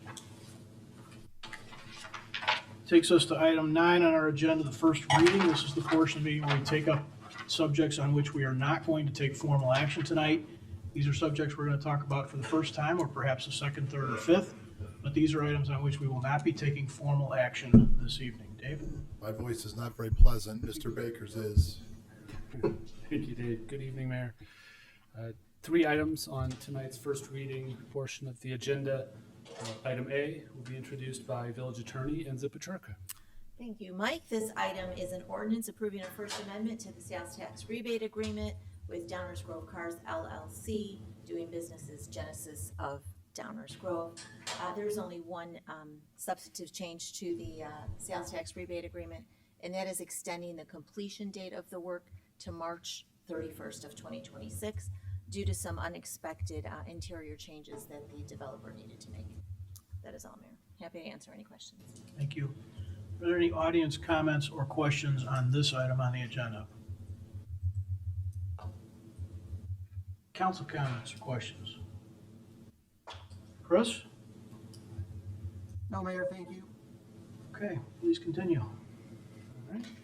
Item B will be introduced by our Public Works Director, David Moody.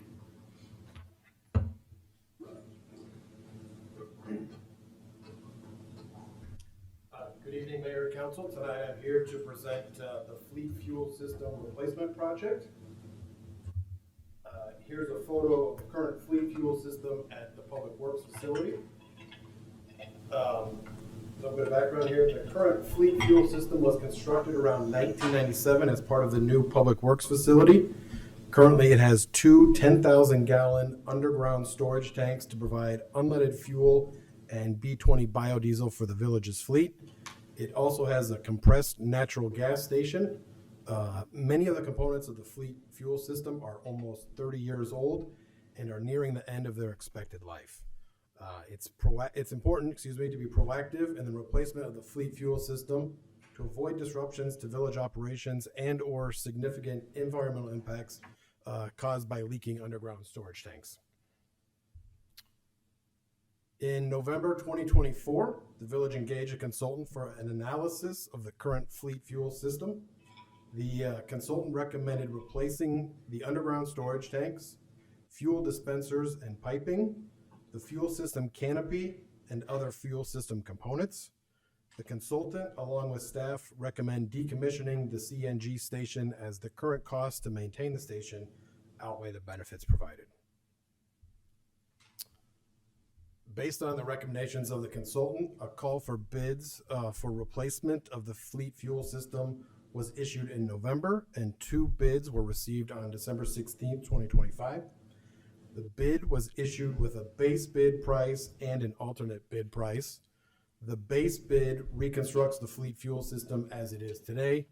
The alternate bid reconstructs the fleet fuel system with the addition of a 3rd tank for B100 biodiesel. B100 biodiesel is a renewable, biodegradable fuel manufactured domestically from vegetable oils, animal fats, or recycled restaurant grease. Heavy-duty diesel trucks equipped to run on B100 biodiesel produce significantly less CO2 emissions. Both the base bid and the alternate bid include removing the CNG station, and Stenstrom Petroleum Services Group was the low bidder for both the base bid and the alternate bid. Staff recommend approval of the low alternate bid from Stenstrom Petroleum Services Group in the amount of $1,230,830. The addition of a B100 tank moves the village towards the goal of reducing quantifiable emissions throughout village operations, one of the objectives of the Environmental Sustainability Plan. So this concludes my presentation, and with that, I will open it up for any questions. Thank you. Any audience comments or questions on this item? Chris, how about you? Thank you, Mayor. I would just say I am in full support of the alternate option. The biofuel is certainly a future view, and I think it's a present view, but also a future view, and I think super important. Also, maybe important to note, I think we had 1.7 budgeted for this project. Even with the 10% contingency, this comes a good number below our budget. So I think for all the reasons stated, along with safety, redoing this fueling station makes a lot of sense to me. I look forward to supporting it. Thank you, Mayor. Thank you. Other council comments? Martin? Just to pick up on that, I also appreciate staff's continued embrace of alternative fuels for our vehicles in our fleet. The fact that we're replacing the CNG is a testament that we've been doing CNG, compressed natural gas, for quite some time, as well as biodiesel. So this is biodiesel 2.0 in my view, and I understand why we're not doing CNG anymore, but really appreciate continuing to embrace alternative fuels and leading by example. Thank you. Mike? Yeah, I'm also supportive of the alternate bid, and I'm the author of the written council questions ahead of time. To follow up on one of those, though, we've in the past shared our CNG opportunity with other other governmental agencies, of which District 58 had been a part. Going forward, would something similar be available with the B100? Sure. We always work with our partners, so if that's something they would want to look into or for the future, we'd be happy to help them. Thank you. Yep. I'm going to reiterate the exact same thing. I fully support the alternative bid, and I appreciate you guys being proactive with the green technology here and the greener fuels. Tammy? I also support the alternative option, but maybe I'm just struggling with math tonight. It seems like a pretty big discrepancy between the two offers. Is that common at about a $50,000, or is that just a drop in the bucket when we're talking 1.2 to 1.3 million? You're talking between the two Companies, bidders? yes. The offers, yes, the two offers. That's not too, actually, what's sort of uncommon is that they were relatively close Yeah. to one. Yeah. Oh, that's considered close? It is. Yeah. It's actually pretty close. For a large project like this, yes. Yeah. I get it, though. Anything else? Yep, no, that's fine. Thank you. Mayor, I did have one more question. Sure. What about electric vehicles? Is there any consideration for this station to have any sort of charging areas? So we did look at that because the CNG station has a current feed from ComEd. As we looked at that with a consultant, it just didn't make sense to tackle that with this right now. We're going to continue to look at that in the future. Do we anticipate that maybe being yet another energy source that we would leverage for fueling for our kind of public works trucks and things like that? Yeah, we've been sort of, as vehicles come up for replacement, we always take a look to see if an EV option fits the needs of the operation for that vehicle. Okay, thank you. Okay, thank you.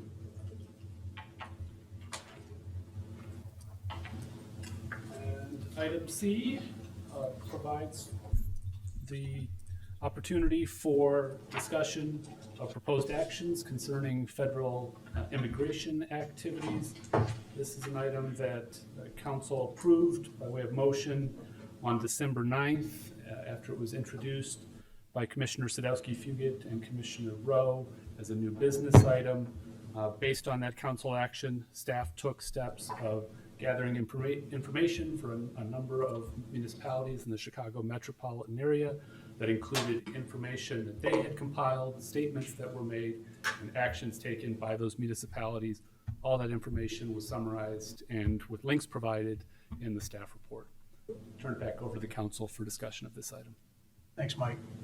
Any audience comments or questions on this item? Please come to the podium.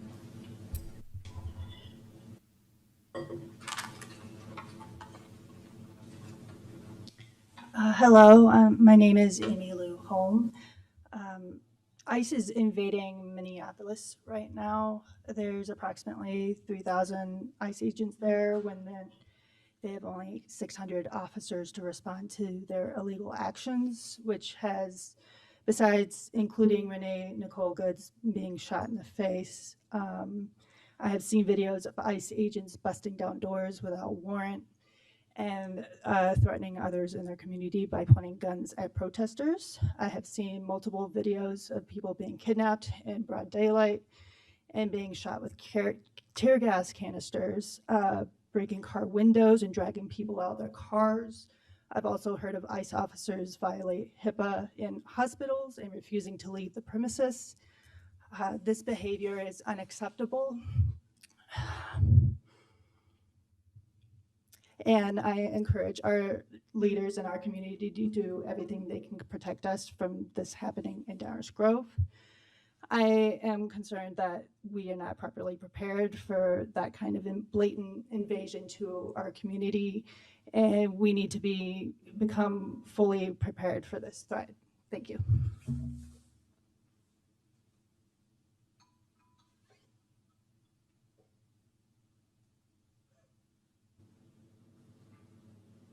Hi, good evening. I'm Betsy Kennedy. I'm new here to Downers Grove, and we chose Downers really intentionally. We saw that this was a place where families love, they stay here, and we wanted to stay here. You can find me at Puffer every morning at drop-off. We like it. And I'm here tonight as a mom and a community member because I want every family in Downers to feel that same sense of safety, not just the families who, like mine, have not had to have the fear that ICE is going to show up in their lives. I'm grateful to be here in a village whose leadership is already following the Illinois Trust Act and has already been clear that local police do not enforce immigration law. Thank you, that matters. When our neighbors are afraid that merely interacting with local government or police could somehow lead to immigration enforcement, they stop reporting crimes, stop cooperating with investigations, and they hesitate to call for help. That hurts all families, and it makes our whole community less safe. We've all seen heartbreaking stories in the news, like what Amy Lou was talking about with Renee Good. During an ICE enforcement case where she was murdered, our whole country is asking tough questions about how federal enforcement interacts with everyday families and about accountability when things go wrong. Tragedies like that remind us why it's so important for our village to have clear policies limiting federal activity on local property, protecting families, and preserving trust with our community. I support the proposal to clearly limit ICE and Border Patrol activity on village property, to have our police respond when residents are concerned about enforcement activity, and to document conduct that may violate constitutional rights.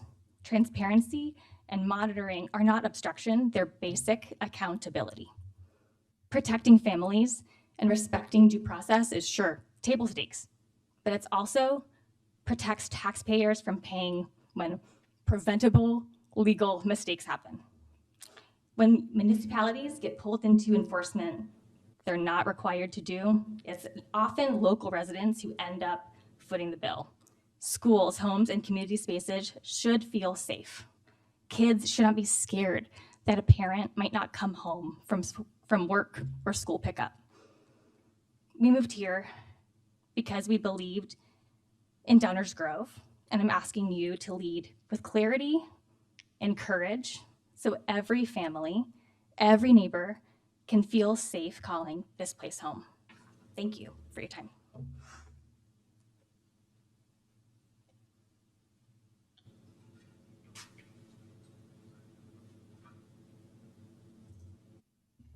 Hi, Laura Kamodolsky from Downers Grove. I agree with the prior two speakers on this issue. I've been up here before. I liked the research that was done by staff or others that showed all of these other villages and suburbs around us taking action like this. And I think any of those statutes can be looked at as you are doing, and we can craft something that works for Downers Grove. I think we can do that bare minimum, if you will. And I think that, all of what we've seen in Minneapolis, again, what we saw here in Chicago and the suburbs just shows us we need to be prepared.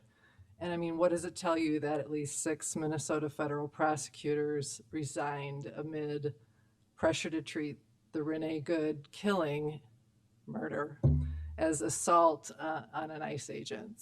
They're putting their whole jobs to the side to say this is wrong, and look at what this federal government and this administration is pushing. And that's going to play out everywhere, and it's going to come back to us here. So please consider this. It's a very minimal action that we can do to stand up and say we're going to be good to the people and the residents here, no matter what. Thanks.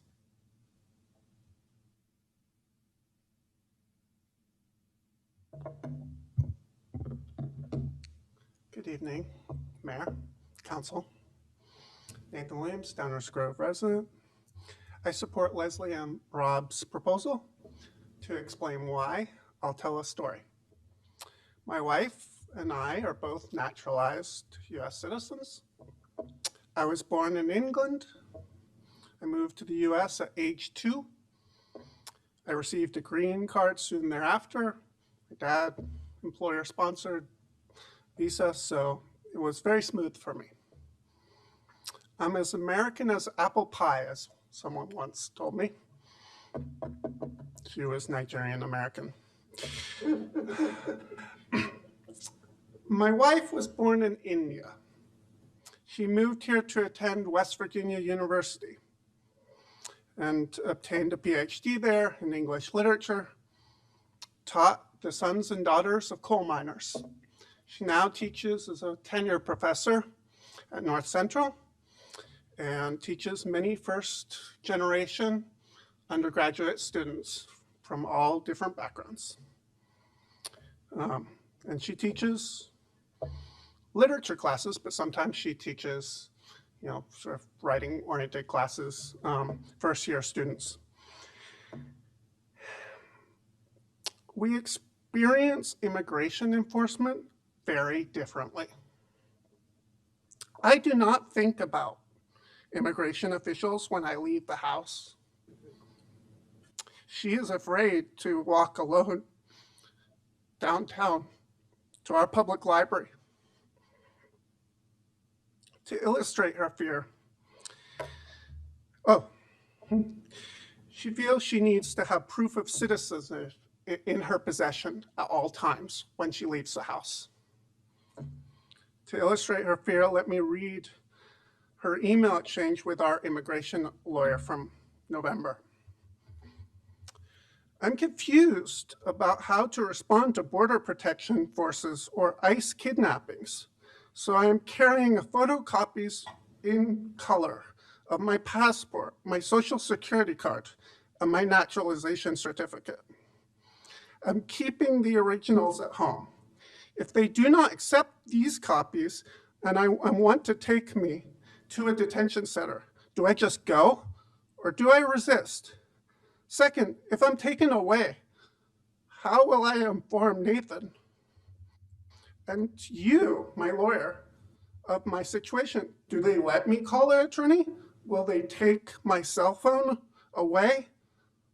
Living like this is a new thing for me, and I am trying to figure out how to respond to these situations. Now his response.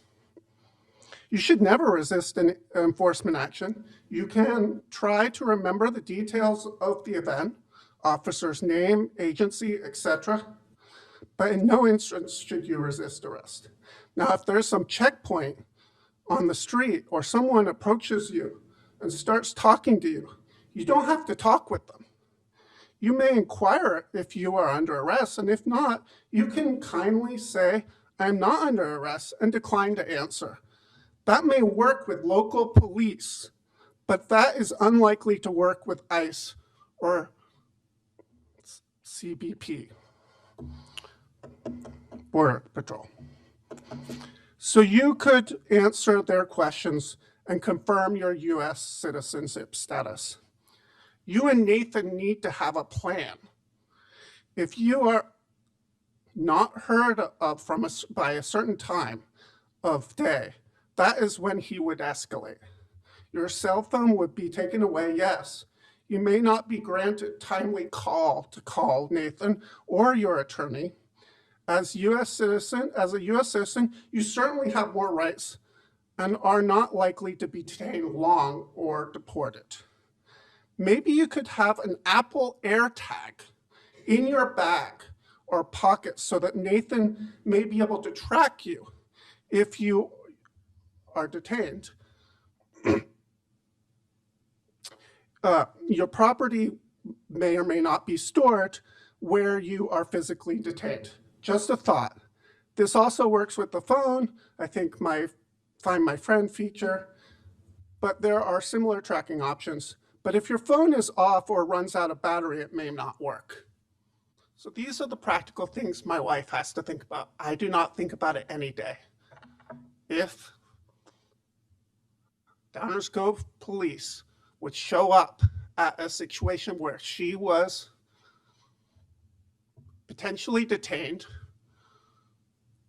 that would bring me comfort that I at least know the last moment where she was here, right? And it certainly would bring her some comfort.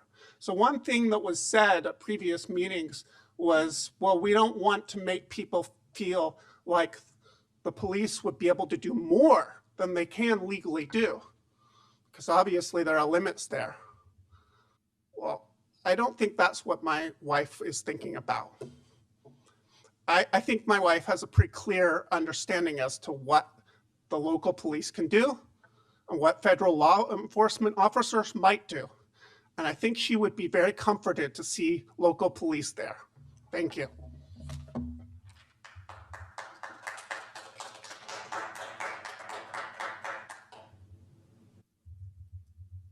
Others on this subject?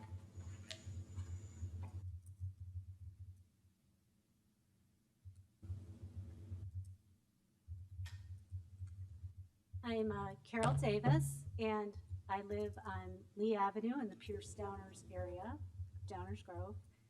And I am hopeful that it is fitting and not chillingly ironic that this building is located in the Blackburn Civil Rights Plaza and on the same night as a Martin Luther King proclamation about civil rights. And that I am here talking about ICE and Border Patrol and their constitutional violations. I am hopeful that this council will take the correct action. I would like to go on record that I believe the Downers Grove Village Council should adopt a resolution clearly stating that under current circumstances, the village will not assist ICE or Border Patrol in any way.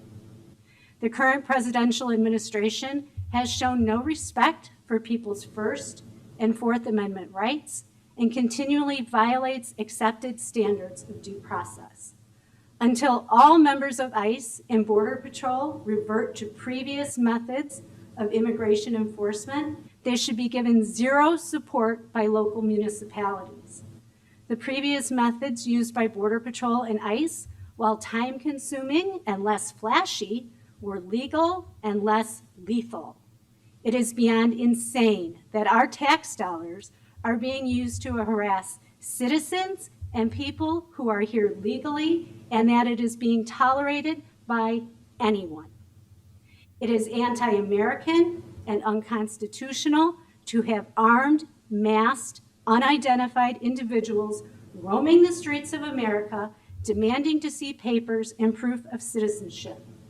There are numerous verifiable reports of citizens and properly documented individuals being harassed and oftentimes detained by these roaming gangs of domestic terrorists.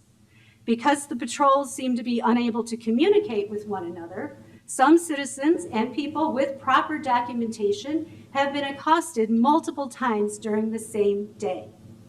It's like the Keystone Cops in real life, only not funny, because it is actual terrorism with horrific consequences occurring in our own country.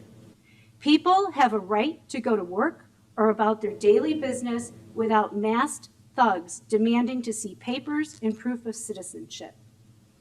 Even if you consider the number of citizens and documented aliens accidentally being detained to be small, the moral truth is that the only acceptable number of collateral mistakes is 0.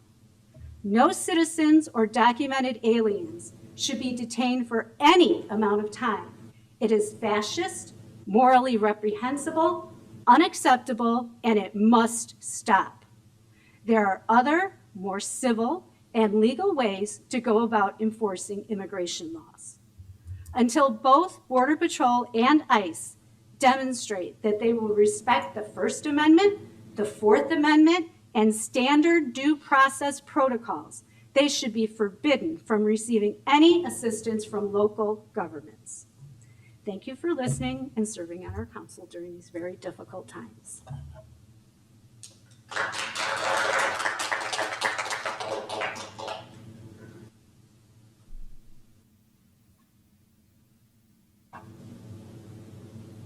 Hello again. My name is Hillary Dank. I purposely wore this t-shirt tonight. I work as a member of the staff of a congressman. And I just want to go on record saying I am appalled that the man who pardoned the January 6th insurrectionists is now running this ICE operation of his secret police, essentially, throughout this country. This is something I manage in my day-to-day work, and it is incredibly difficult, and I'm not under threat. Staff in my office carry their papers because they are they're American citizens, but they are of Hispanic background.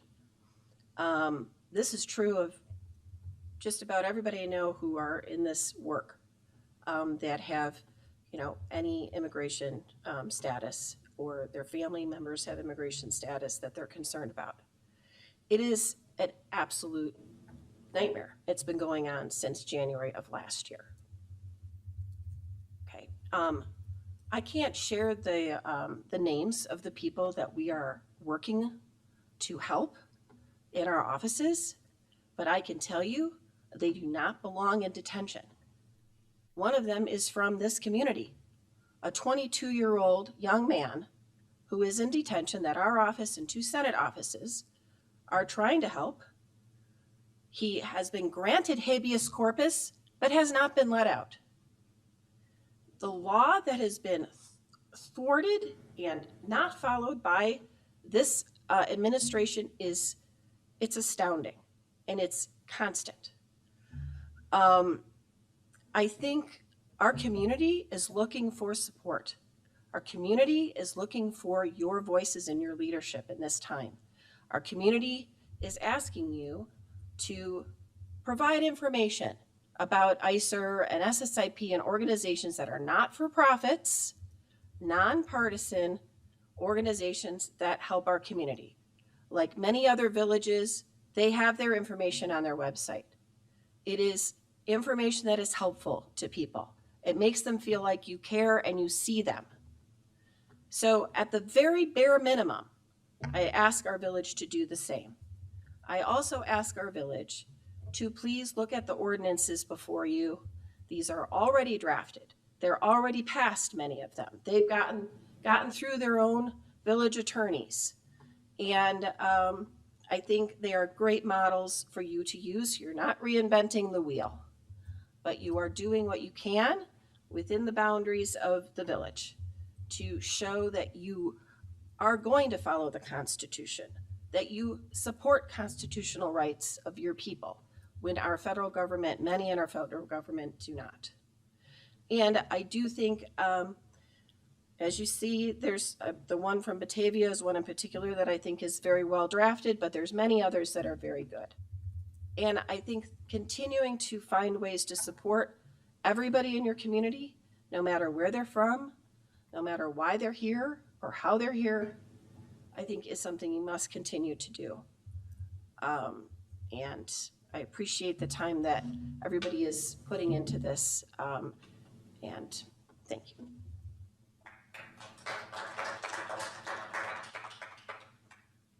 Hi, Mary Blanchard, just to add another voice to say, please do this. My understanding is ICE was at Home Depot today, so please don't dawdle.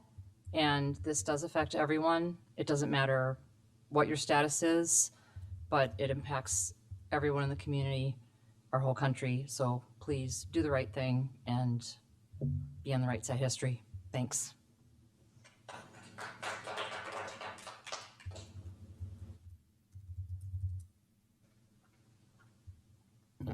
Good evening. Stephanie Polibicki, 1060 Black Oak Drive. Didn't come here prepared, but I think another voice is important. I'm strongly opposed to the presence of the federal immigration agents, known as ICE, in the village of Downers Grove. My son lives in Minneapolis, probably less than a mile from where Renee Good was killed. His partner, my probably future daughter-in-law, has brown eyes and brown hair, and that's all. I am afraid for her. We think, oh, you must have Hispanic background or be a person of true color to be threatened by this, but it's really, this is only where it starts. My mother, who died over 10 years ago, was a great historian, and she said several times over years, beware the next Hitler. And she would tell the story of the people during Hitler's time who fought for the Jewish people and would give their lives in place of a Jewish person, and how, you know, they came for the Jews, and then they came for the gays, and then they came for this, and there was no one left to fight for me because I did not stand up for the others. You may say, oh, don't be so afraid. This is America. This is America changing. And that was Germany not that many generations ago. The personnel of this agency has gone far beyond its intended purpose of enforcing constitutional law for the protection of all citizens and law-abiding immigrants. The current agency, in its current way, has demonstrated that its personnel is an unruly bunch of bullies who apparently, at the encouragement of our current Secretary of Homeland Security, is engaging in violent and aggressive behavior. At its face, this aggression appears to be intentionally meant to intimidate and instill fear in people of color, including U.S. citizens and law-abiding immigrants. As a moral people of faith and goodwill, and a community of people who care for one another in Downers Grove, regardless of our political leaning, we need to protect one another and our neighbors of all kinds. This support for one another and all our brothers and sisters is the action that Martin Luther King Jr. was talking about. It's standing up at a time that matters. A small step can make all the difference. Think of what Rosa Parks did when she sat down and refused to give up her seat. A small action, but one that changed the world as we knew it at the time. I do not want ICE in its current role to be supported in any way by my community. Let us stand up and support our community, not the ICE violence and racism and aggression. I support the proposal to not support ICE and Border Patrol before the council. Thank you.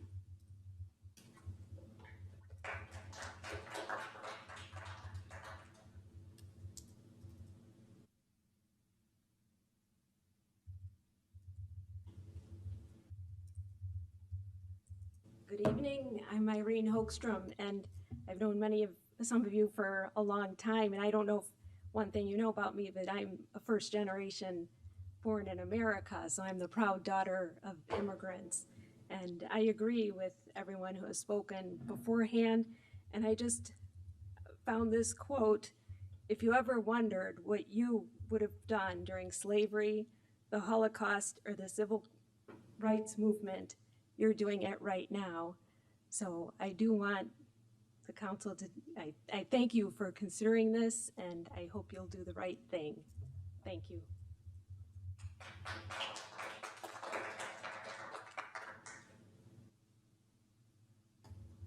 Anyone else on this subject? Okay. Just as a reminder that tonight's item listed as a first reading is a discussion, so there likely will, if there's any action at all, there likely will be probably at least 2 more meetings, because there'll be something specific that then gets sort of goes through the first reading and acting agenda process. So just a reminder to everyone about process. Chris, you want to jump in and start this conversation?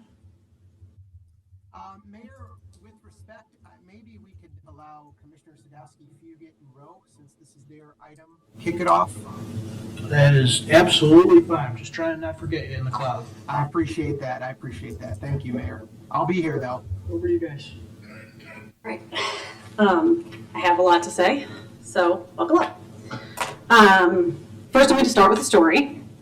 I first learned that ICE was in our community when I was traveling for work in September 2025. A community member contacted me to let me know that there were kids afraid to come to school because there was ICE in the area, and they didn't want to leave their families to go to class and potentially come home to them gone. At that time, I was mostly on a fact-finding mission, and by Halloween, I heard the story of the guardian of 2 high school students who was taken while they were at school. I knew District 99 had their arms around these students and had plans in place to ensure that the students had what they needed for the short term.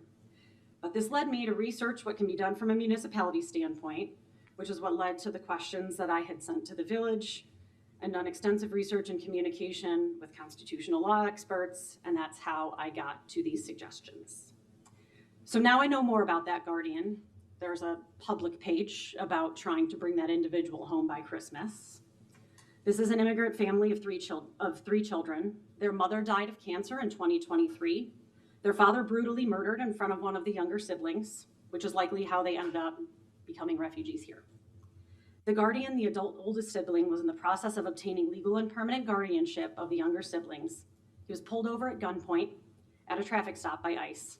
They mistook him for someone else, but they detained him anyway. And now he's in prison in Springfield, Missouri, and still waiting to be freed. He's not a criminal. He wasn't even who ICE was looking for, but now this family's been ripped apart, and the students are not in the best guardianship position for their own well-being. For those of you not familiar with the term, complex trauma, while not an official diagnosis, is used to describe a condition that's a result of repeated negative experiences that get in the way of a child's ability to trust adults and feel safe. It has many of the same symptoms of PTSD and other mental health diagnoses, and can cause those suffering from it to behave in chaotic and confusing ways. They can be jumpy, disconnected from reality. They can overreact emotionally and can lead to problems with learning and behavior at school. This type of trauma requires consistent care and respect by adults. It results in children adapting to their unstable and traumatic events in different ways. Extreme stress can affect the immune system and can cause an oversized physiological reaction to stress, like rapid breathing, heart pounding, or just shutting down and detaching from reality. It can cause recurrent physical complaints like headaches and stomach aches. And these youth often suffer from body dysregulation, meaning they over-respond or under-respond to sensory stimuli, which means they can be hypersensitive to sound, smells, touch, or light. It makes people more or less reactive to pain, and it leads to riskier behavior. These children often have difficulty expressing and managing emotions. It leads to depression, anxiety, or anger. Reminders of traumatic events are everywhere they turn. They struggle with interpersonal relationships. Many learn to tune out or emotional numbing to threats, making them more vulnerable to repeat victimization. These effects can be as severe as dissociation, where children encounter an overwhelming experience. They just might dissociate or mentally separate from themselves or from the experience. It can feel like being detached from your body, as though the experience is happening to someone else. It can lead to gaps in their personal history and losing core memories. This leads to the individual not being fully present in life and can fracture their sense of time and continuity. It may look to others like spacing out, but really it's a defense mechanism. For those of you who have no conception of what that feels like, count yourself lucky. In fact, it's not common. Estimates are that it affects around 1 to 8% of the population. I'm one of those 1 to 8%. I was at home and my father died suddenly around us. To be clear, it was heart-related, not immigration or murder, which makes my experience less traumatic than this family's. But what I can tell you is that I have far fewer memories of my childhood than most people do. I was 10, which is my daughter's age, when it happened, and mental health professionals have said that I should remember a lot more about that time than I do, based on my age and typical brain development. However, the trauma at that time has led me to gaps in my memory, as well as many other impacts that I've already described. I don't share this for sympathy. Got plenty of good therapy. I share this because those in this room know me, and just one incident can lead to those effects. Now imagine how these families, already traumatized, are being ripped apart and traumatized further. Imagine the memories these kids are going to lose, which will include good memories from this time frame as well. It'll dull their childhoods, cutting them off from extremely happy and extremely difficult events. Their brains will seek to minimize emotion so the trauma doesn't overwhelm their system. And these are our neighbors. It is our duty to do what we can to protect and ensure justice is served for everyone in our community. And there's a long list of improper conduct. And I'll name some here.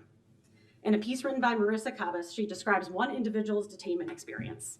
Nick began his life in the United States in handcuffs. And until a few weeks ago, he believed, well, now it's been a few months, he's believed that how his time here might end. He's a husband and father of 2 young children. His name has been changed to protect him. He came from Colombia in 2022 and surrendered to authorities to seek asylum from danger back home.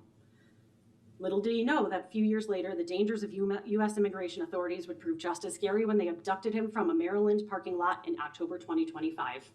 Alongside his brother-in-law, David, name also changed, and a friend, he was taken away in front of their families, unsure if he'd ever see them again in this country.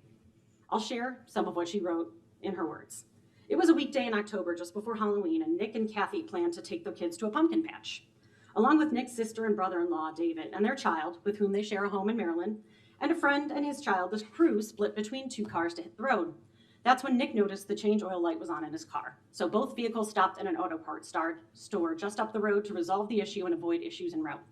Nick came to the U.S. from Colombia, as said, in 2022 to escape armed conflict and threats to his family, and Kathy and their first child joined him the following year. Masked men who he assumed were federal agents but who never identified themselves approached him and asked for his ID, work permit, and social security card. Luckily, he had all the documents they asked for with him.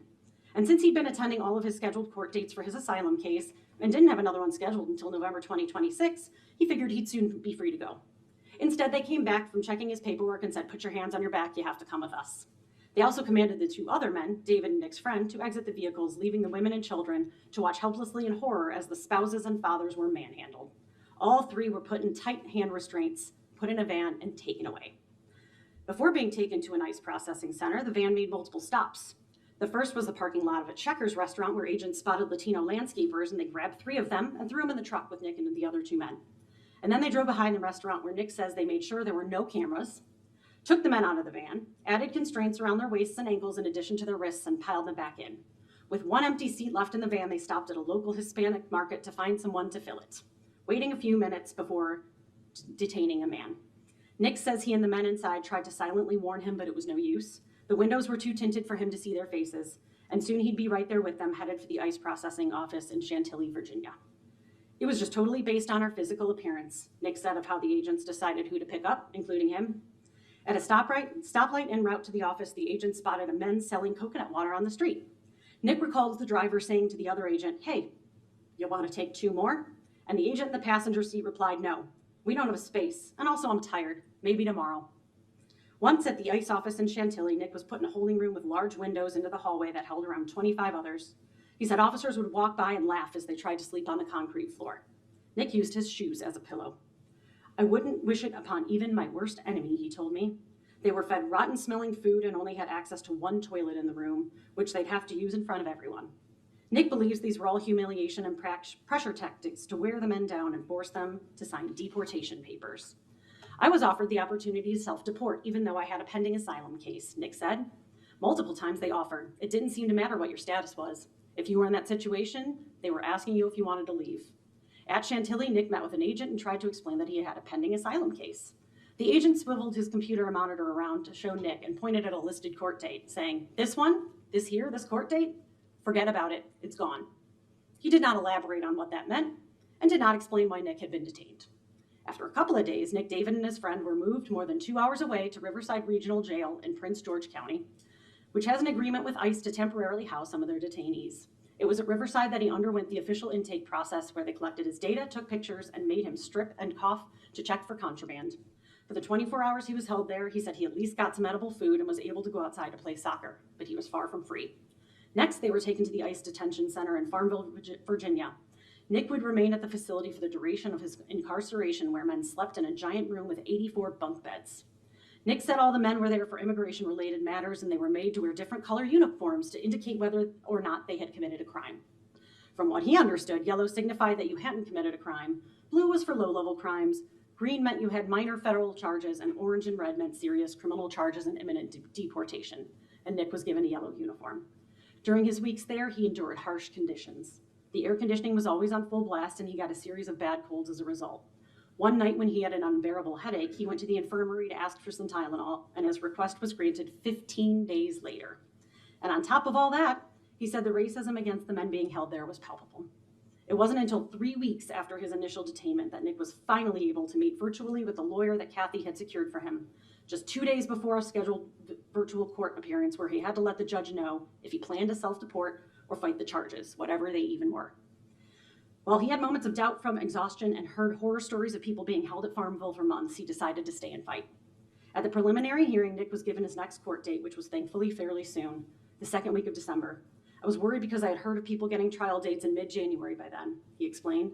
So if anything happened with this one and it had to be pushed back, I didn't know if I could withstand all of that until mid-January.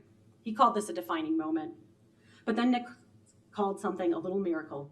His lawyer let him know that his petition for habeas corpus had been approved, meaning the government did not have a lawful reason to continue holding him. It was likely he would be going home to Kathy and his kids. The scheduled December virtual hearing became his bond hearing, and he was very nervous.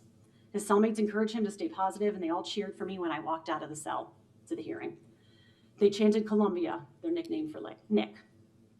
At the hearing, Nick finally got the final decision. He was granted bond, which was set at $3,000. He cried. I asked him what he was going to do, what was going through his head at that moment, that I was going to be able to see my kids again and Kathy, he said.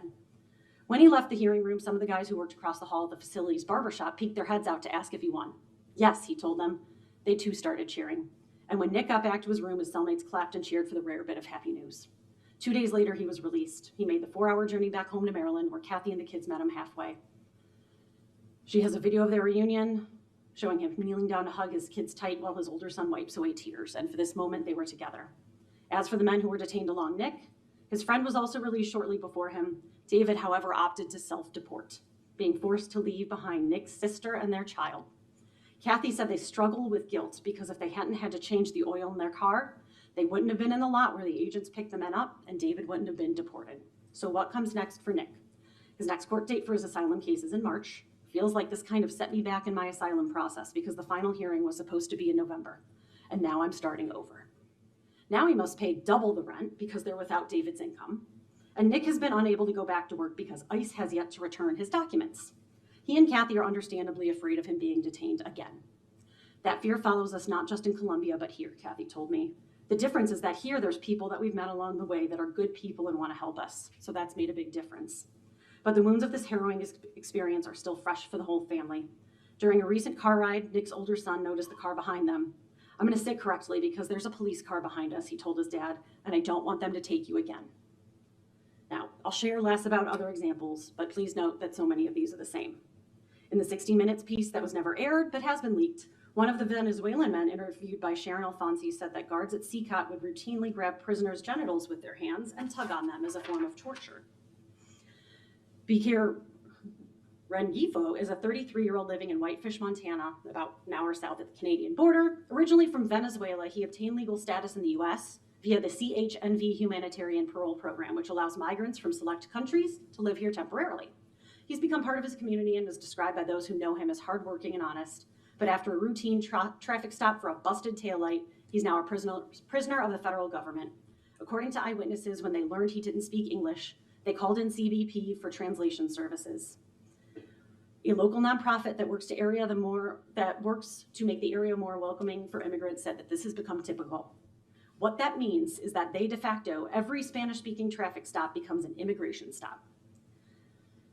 Now, this individual from this nonprofit is his caseworker and served as legal sponsor to allow him to come to the US. Having legal status is just a sort of binary, like either you do or you don't have it, and he has it. Earlier this year, however, humanitarian parole protections for individuals covered by the Cuban, Haitian, Nicaraguan, and Venezuelan, CHNV, parole program were categorically revoked, placing more than 500,000 people at risk of deportation. These are people who were here under protections but are now being considered undocumented. They were following the proper process, and now their lives are at risk. A report by ProPublica shows that over 170 US citizens have been detained. According to the Supreme Court, when they recently allowed immigration agents in the Los Angeles area to take race into consideration during sweeps, Justice Brett Kavanaugh said that citizens shouldn't be concerned. If the officers learn that the individual they stopped is a US citizen or otherwise lawfully in the United States, Kavanaugh wrote, they promptly let the individual go. But that is far from the reality that many citizens have experienced. Americans have been dragged, tackled, beaten, tased, and shot by immigration agents. They've had their necks kneeled on. They've been held outside in the rain while in their underwear. At least 3 citizens were pregnant when the agents detained them. One of those women had already had the door of her home blown off when the Department of Homeland Security Secretary Kristi Noem watched. About 24 Americans have said they were held for more than a day without being able to use a phone to call lawyers or loved ones. Videos of US citizens being mistreated by immigration agents have filled social media feeds, as we've seen, but there's little clarity on the overall picture. The government doesn't track how often immigrations hold American citizens. ProPublica compiled and reviewed every case they could find of agents holding citizens against their will, whether during immigration raids or protests. And while the tally is almost certainly incomplete, they found more than 170 such incidents during just the first 9 months of President Trump's second administration. We're a lot further than that now. Among the citizens detained are nearly 20 children, including 2 with cancer. That includes 4 who were held for weeks with their undocumented mother and without access to the family's attorney until a congresswoman intervened. Immigration agents do have authority to detain Americans in limited circumstances. They can hold people who they reasonably suspect are in the country illegally. ProPublica found more than 50 Americans who were held after agents questioned their citizenship. They were almost all Latino. Immigration agents can also arrest citizens who allegedly interfered with or assaulted officers. They compiled cases of about 130 Americans, including a dozen elected officials, accused of assaulting or impeding officers. These cases have wilted under scrutiny. In nearly 50 instances that have been identified so far, charges have never been filed or the cases were dismissed. Among the detentions in which allegations have not stuck, masked agents pointed a gun at, pepper sprayed, and punched a young man who filmed them searching for his relative. In another, agents knocked over and then tackled a 79-year-old car wash owner, pressing their knees into his neck and back. His lawyer said that he was held for 12 hours and wasn't given any medical attention, despite having broken ribs in the incident and having recently had heart surgery. In a third case, agents grabbed and handcuffed a woman on her way to work who was caught up in a chaotic raid on street vendors. In a complaint filed against the government, she described being held for more than 2 days, without being allowed to contact the outside world for much of that time. ProPublica has also found more than 40 cases of immigration agents using banned chokeholds and other moves that can cut off breathing. An agent in Houston put a teenage citizen into a chokehold, wrapping his arm around the boy's neck, choking him so hard that his neck had red welts hours later. A black masked agent in Los Angeles pressed his knee into a woman's neck while she was handcuffed. She then appeared to pass out. An agent in Massachusetts jabbed his finger and thumb into the neck and arteries of a young father who refused to be separated from his wife and 1-year-old daughter. The man's eyes rolled back in his head and he started convulsing. They reviewed footage with a panel of 8 former police officers and law enforcement experts, and they were appalled. This is what bad policing looks like, they said, and it puts everyone at risk. I arrested dozens upon dozens of drug traffickers, human smugglers, child molesters. Some of them will resist, said Eric Ballier, who spent more than 2 decades working at Homeland Security investigations and Border Patrol, including in the first Trump administration. I don't remember putting anybody in a chokehold, period. If this was one of my officers, he or she would be facing discipline, said Gil, this is a name, Kurlikowski, a longtime police chief in Seattle who also served as a Customs and Border Patrol commissioner under President Barack Obama. You have these guys running around in fatigues with masks with police on their uniform, but they aren't acting like professional police. Finally, The Guardian has created a timeline of deaths as a result of these operations. 32 people died in Immigration and Customs Enforcement in 2025, making it the agency's deadliest year in more than 2 decades. As detention facilities across the U.S. grow more crowded, human rights advocates, immigration lawyers, and lawmakers have reported unsanitary conditions, inadequate food, and poor medical care, and here are a few of those stories. On January 23rd, Henry Ruiz Guillen, 29 of Honduras, died in a hospital in Florida. He had come to the United States in 2023 and worked as a construction worker. In October 2024, he was apprehended by law enforcement and transferred to the Chrome Immigrant Detention Center in South Florida. His mother told Univision that in December, Guillen called her from detention and told her he wasn't feeling well and that he was experiencing fainting spells. It was the last time she spoke with him. According to ICE, Guillen had difficulty breathing, prompting a medical emergency before he died. On September 22nd, Ismael Ayala Uribe, 39, died after falling ill at the Adelanto Detention Center in California. His mother, Lucia Uribe, told The Guardian that Ismael had come to the U.S. from Mexico when he was 5, crossing the southern border along with his sister and cousin to join his mother and father, and they settled in Westminster, California, and later moved to Huntington Beach. He spent a year studying graphic design and then began working, first in a factory that produced cleaning supplies and later at car washes. Lucia said that Ismael loved listening to music. He was always willing to help others and often helped his sister, a single mother with childcare. Uribe had been protected from deportation under the DACA program, but he was denied renewal because he had been convicted of driving under the influence. He was apprehended in August during an immigration raid at the Fountain Valley Auto Wash, where he had worked for about 15 years and was transferred to Adelanto. There he fell ill, first with a cough and a fever, and then other medical complications, according to his family. He was transferred to a hospital where he died. His mother learned of the detention through one of his coworkers and said she was unaware of any medical condition he had. "I want to see less medical negligence," she told The Guardian, referring to conditions at ICE centers. ICE said his cause of death was still under investigation. On October 23rd, there were 2 deaths. One was Castro Rivera, a 25-year-old man from Honduras, killed while trying to flee ICE agents in Virginia. He had been on his way to a gardening job when they pulled over his vehicle. His brother, Henry Castro, told reporters.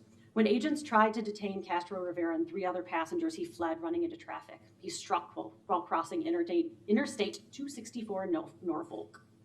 According to his brother, Castro Rivera had come to the U.S. 4 years ago and had been working to help support his family in Honduras. He had a very good heart. He didn't deserve anything that happened to him. Gabriel Garcia Aviles, a 54-year-old from Mexico who had been living in the U.S. for 30 years, died after about a week of being detained by immigration agents. He was a father of 2 and a grandfather of 3, according to his family. He was someone who was always happy and loved bikes. Customs and Border Protection agents grabbed him during a roving patrol in the southern California city of Costa Mesa on the 14th of October.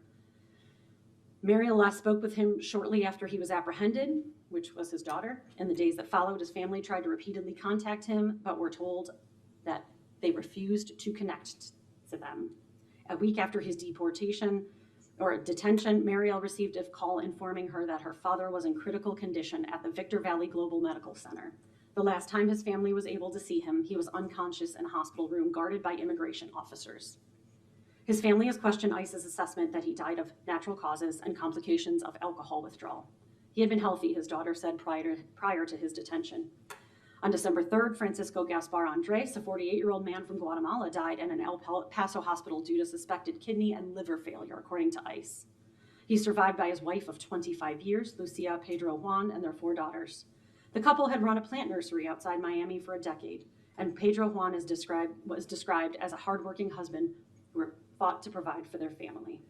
According to an interview that the wife gave, the couple had gone on a grocery run during Labor Day holiday when they were pulled over by a highway patrol officer who was asked to see their identification papers and then turn them over to ICE.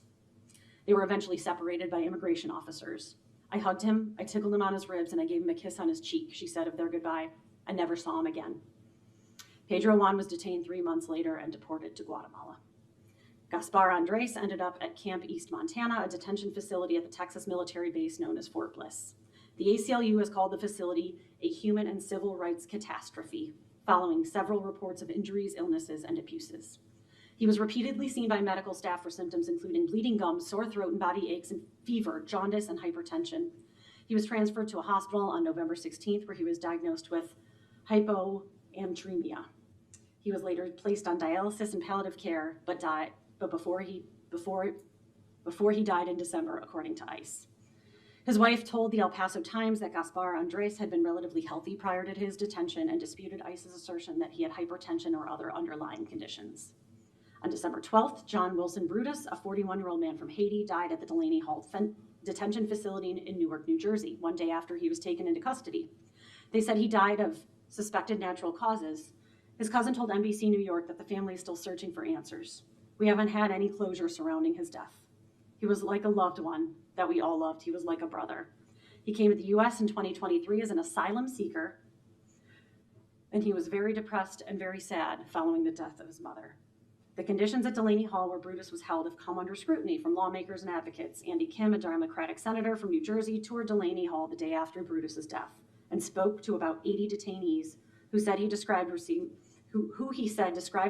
poor medical care and disgusting meals that included raw meat. He called for the facility to be closed. December 15th, Nenko Stanislav Ganchev, 56, was born in Bulgaria and died at the North Lake Processing Center in Baldwin, Michigan. He was discovered unresponsive on the floor of his cell during routine checks, and his official cause of death is still under investigation. He first arrived in the U.S. in 1995. He was denied a green card in 2009, and in 2023 was ordered by an immigration judge to return to Bulgaria. He was apprehended by immigration agents in September as a part of the administration's Operation Midway Blitz, which sent hundreds of federal agents to Chicago to crack down on unauthorized immigrants. His wife, a U.S. citizen, told the Serbian Times that Ganchev had type 2 diabetes and complained for months about his deteriorating health. A man who lived here for 30 years, worked hard, paid taxes, and they treated him like an animal. Ganchev's wife told the outlet, they treated him as if he were a murderer.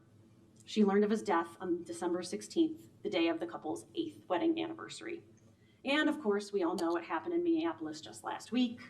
According to the agent's own body camera, the victim, Nicole Good's last words were, "It's fine, dude, I'm not mad at you." And Jonathan Ross, the ICE agent's last words before shooting her 3 times in the face were, "Fucking bitch." Now, despite legal precedent for Minnesota to conduct an investigation into the shooting, the head of Minnesota's State Investigations Agency has said that the U.S. Attorney's Office and FBI have cut off any access to information. In addition to that, 6 federal prosecutors in Minnesota have now resigned because they refused the DOJ's push to investigate the victim's wife for supposed ties to activist groups. While I understand that nothing is settled in the courts, and there are questions about what our role is, quite frankly, I'm not waiting to find out, given the behavior that we've seen from the federal government, because there have been moments in history where you don't stop to ask too many questions when people's lives are being destroyed. In human history, there are many people who fought authoritarianism and did not stop to ask if this was ideal given current courts. They asked if this went against basic human rights. And here in the US, we do still have a constitution, even if there are some in this administration who are not following it. We took an oath to uphold the Constitution as council members, and I take that oath seriously. So I'm asking for my colleagues to put on a brave face and do what we know is possibly in our power, as discussed based on my questions at the beginning of this process, to show that we're wrapping our arms around the community and are fighting against this illegal and cruel activity. We know that this could put us at risk, but risk is inevitable. Heck, we were sued over library appointments and our sign ordinance and had to pay hundreds of $1,000s as a result. But those don't even come close to the human rights violations that are happening right now. So while I understand this risk exists, we have to take that risk. People's lives are depending on it. And if we see what is happening and we choose to do nothing, then we are simply just cowards. And that's all I have to say.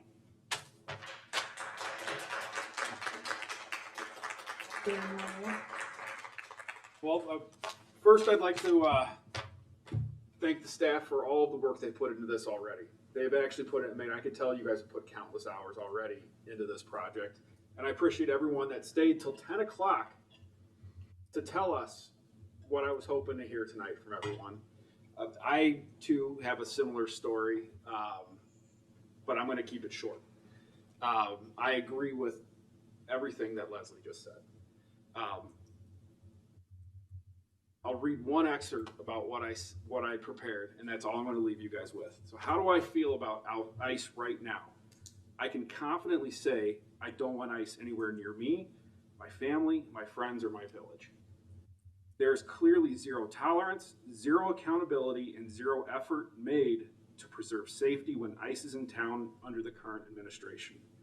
I hope that this administration will at some point rethink ICE tactics and make a conscious decision to de-escalate their tactics due to the pattern of chaos and destruction that ensues wherever ICE appears.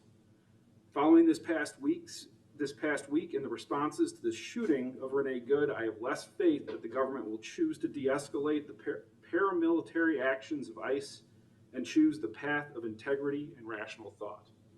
So that's where I stand. The question is, what can we do as a village? Because when I'm sitting up here, I have to do what we can do within the Supremacy Clause and the Intergovernmental Immunity Clause.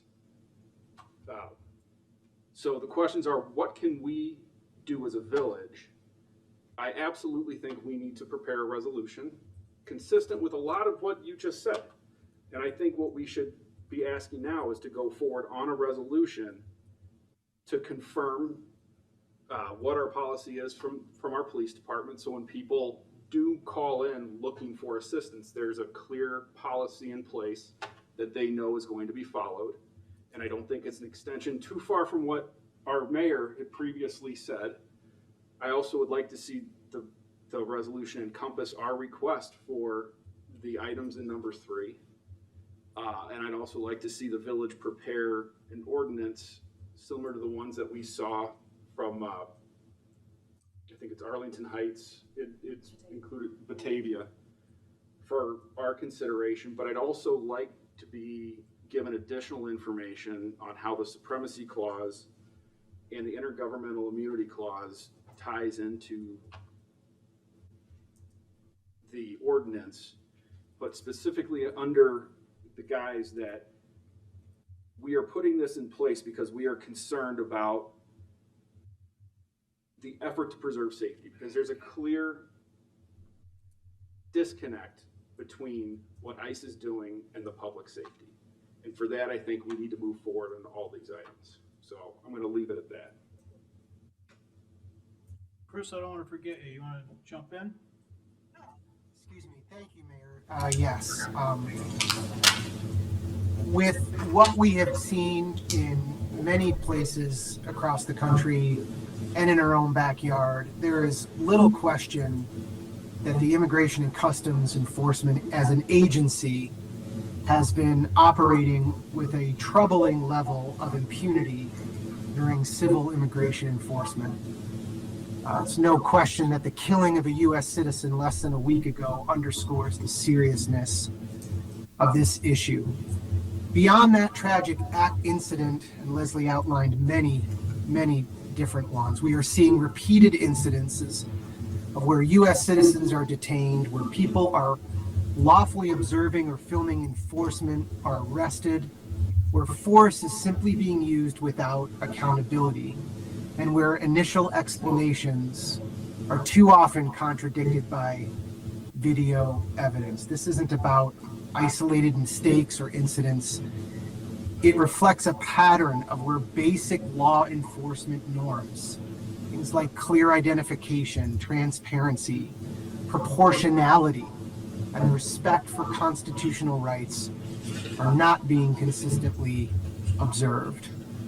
And when an agency like ICE is operating in civilian spaces, behaves in a way that we would not tolerate from our local police, masked agents, unmarked vehicles, unclear authority, and resistance to public oversight, it raises very serious questions about whether that agency can be trusted to operate safely and lawfully in our community. And as commissioners, I mentioned this last time, our oath to uphold the Constitution does not apply selectively. It applies to citizens and non-citizens alike. It applies even when the enforcement might be unpopular, complex, or politically charged.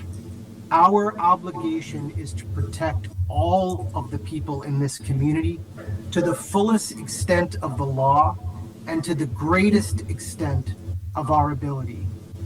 And given the escalation we continue to see, I believe it's more than just a resolution. a resolution is not unimportant, but is not the impact I seek in what we do moving forward. And so I believe we consider an ordinance similar to what we've seen in communities like Batavia and Wilmette, because I think it's appropriate, because I think it's necessary. And here are the elements I think are important to include.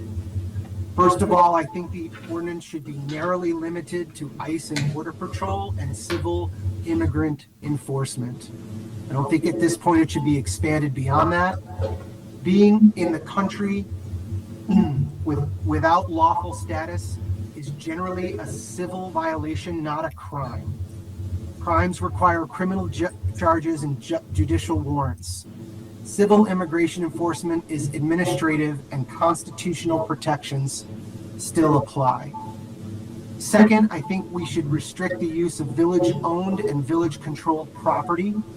Things like village buildings, parking lots, garages, and similar facilities should not be used as a staging ground, a processing location, or an operational base for ICE civil enforcement.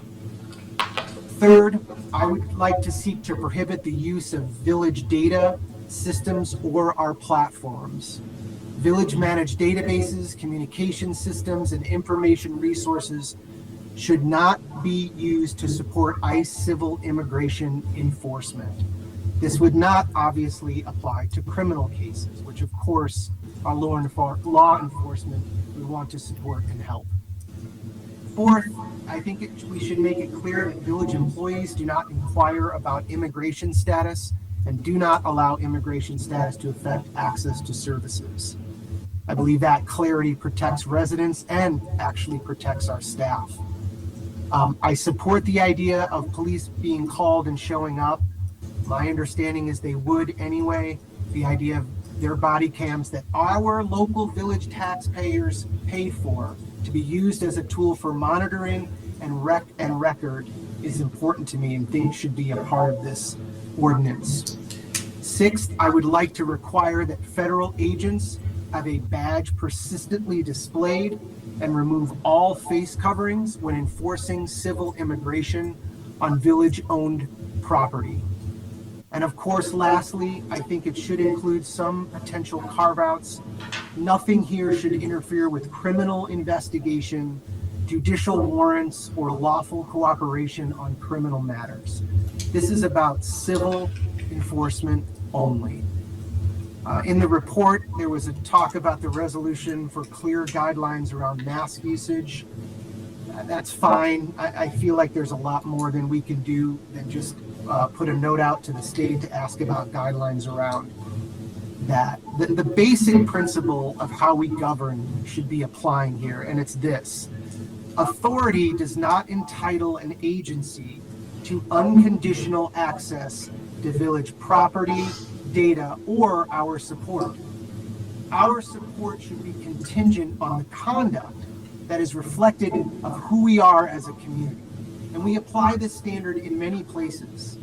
If a contractor that we hire as a village repeatedly violates safety rules, we do not allow them to continue operating on village property simply because they are licensed. If a vendor mishandles data that the village has or owns, we restrict that access to our village systems until standards are met and they can earn the trust back of our team that they can continue to do that in a way that meets our standard. If a business is receiving TIF money and if they fail to meet the obligations of that agreement, we do not continue the investment. In each case, we are not denying anyone's legal authority to operate. We are deciding what the village will provide and what it will not. That is not punishment, that is responsible stewardship. And the same principle applies here. If an agency demonstrates a pattern of operating without sufficient restraint, accountability, or regard for due process, it is reasonable and necessary for a local government to reconsider how much access and support it provides. This ordinance or the elements I'm suggesting will not regulate immigration policy or remove any enforcement ability. It will not interfere with law enforcement. It draws a clear boundary about what the village will and will not provide. I said it last time and I'll remind us again. We are well within our jurisdiction to enact on an ordinance with the elements I outlined. It is a home rule matter. We have the ultimate authority over our property, over our data, and our employees. We exercise that authority every single day. This is not defiance, it is non-participation, where participation could compromise trust, safety, and constitutional values. And this is not about presuming guilt of ICE agents. It's about recognizing that when an agency repeatedly fails to meet the basic standards of civility and due process, continued access to local resources should be denied until they can demonstrate that they can meet those standards. This is also about meeting a moment, and I encourage my colleagues to meet this moment with me in a meaningful way. Thank you, Mayor. Thank you, Chris. Me? Damn, bud. I don't have a written speech, and believe it or not, I could say a lot about this, but I'm going to keep it simple because it's late and a lot has been said. I'm going to start with something I found in the restroom of the law school in which I teach. Students oftentimes lay stickers around for people to put on their computer, and I have become one of those people that like to decorate my computer with stickers. And my favorite one says, ICE agents are stinky losers. Yes, this was set down by a law student, but it says it all. Some things that I want to emphasize that were said tonight, and it will tie things together, was I heard the phrase bare minimum by several of our speakers and I think some of my colleagues. And absolutely, what is being talked about right here is the bare minimum. It's not enough. It needs to be bigger. It needs to be better. It needs to be bolder. I 100% support what Chris is proposing as an ordinance and not a mere resolution. I appreciate the eloquence and am moved by Leslie's speech, and I can't express any further without repeating and repeating how important this issue is to me and how important I think it is to the mark we leave on history, even if it is here in just our tiny little community. It matters, we matter, and the people that live here all matter. That's it. Thank you. Mike, Martin, you guys got anything you want to add? I look forward to reviewing the draft that staff puts together. I did miss something. Go ahead. Because I went off my notes. There is one more ask, and that's I would like the village to start preparing something to post on our website with the information similar to, I believe it's Palatine. A few of the villages have already put out Yes, yeah, Palatine. a lot of information. And something that we can kind of take from them as the starting point. Resources. The resources, Thank you. yeah, Resources, Palatine got it. has the resources and FAQs document or page. I'd like that to be included with this process. Mike, go ahead. I had some prepared remarks, but in the interest of time, and I'm just going to chuck it. This has all gone on. It's getting too late. And I just want to, I just have to say, though, I want to hear from residents and Nathan, especially your story. I mean, I don't know what to say. And I wish that there was something that we really could do to make a meaningful difference. I think we're diluting ourselves, though, if we really think that we're going to make a really meaningful difference here. I'm going to support ordinance resolution, but call me a skeptic. It's so much of this is not in our hands. one of the remarks we got, when armed agents operate in communities without clear identification or transparency, residents hesitate to call for help, cooperate with police, or report crimes. That makes everyone less safe. And I really appreciated that. I want to do all we can. I want to do all we can. Absolutely. I'm just trying to be brutally honest, because the stories that have been shared are heart-wrenching. Hard to believe that it's happening in the United States of America. But I'm not going to be that politician that promises, yeah, I'm going to pass some law, or some ordinance, or some resolution that's going to solve all our problems.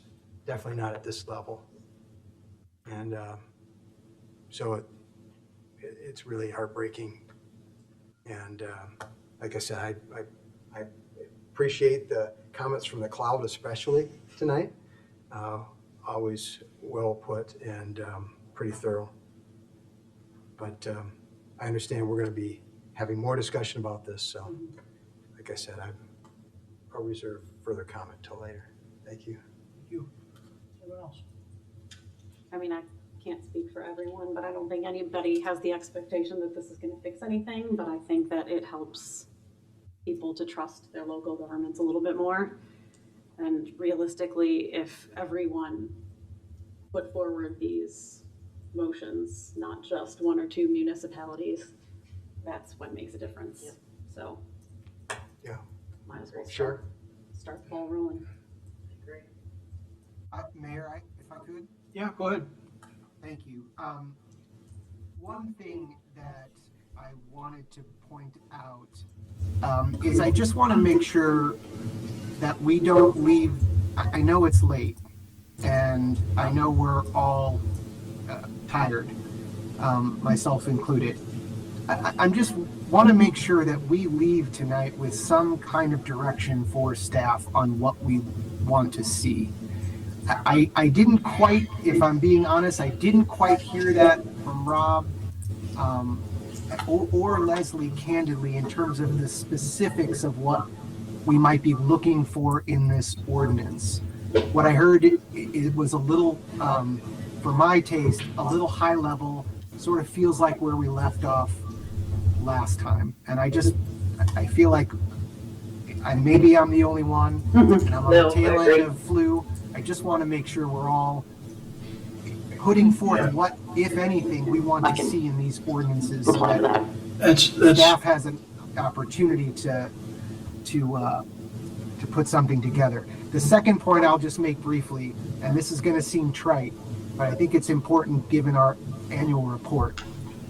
Immigrants make up 25% of new business starters. Where are immigrants going to look to put their business? What kinds of communities are they going to seek to put their businesses in? That's it for now, Mayor. Thanks, Chris. I could clarify. Go ahead. Yeah, no, since he said he wasn't sure what we wanted, I can clarify that I would be interested in a resolution encouraging the state and federal government to pass enforceable legislation to require DHS agents and to remove their masks and visually identify themselves as law enforcement. I'm interested in an ordinance preventing the staging on village-owned property, an ordinance prohibiting data sharing with DHS and ICE, and a clear policy on our, whether it be the FAQ page or the website, that DGPD will be present with any report of civil immigration activity, so the public knows what that they can expect, that we will show up and at least be present and observe, because again, that presence may make the difference between a family member knowing whether or not their loved one was detained. So that was what I was looking for. Thank you. Thank you. Is it clearer, Chris, to you? From Leslie, yes, thank you. Mayor, can I add something more? Yeah, sure. I would like to state our support for Illinois House Bill 1312 that aims to enable our residents to safely attend court hearings, protect their health information, join university communities, and access childcare for their families without fear of overly aggressive civil immigration enforcement actions. This bill also outlines steps to provide legal recourse for individuals harmed by law enforcement agents who knowingly violate constitutional rights during civil immigration enforcement operations.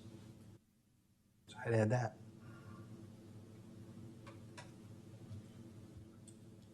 Dave, do you feel like you're clear? Yes. Okay. I'll just add that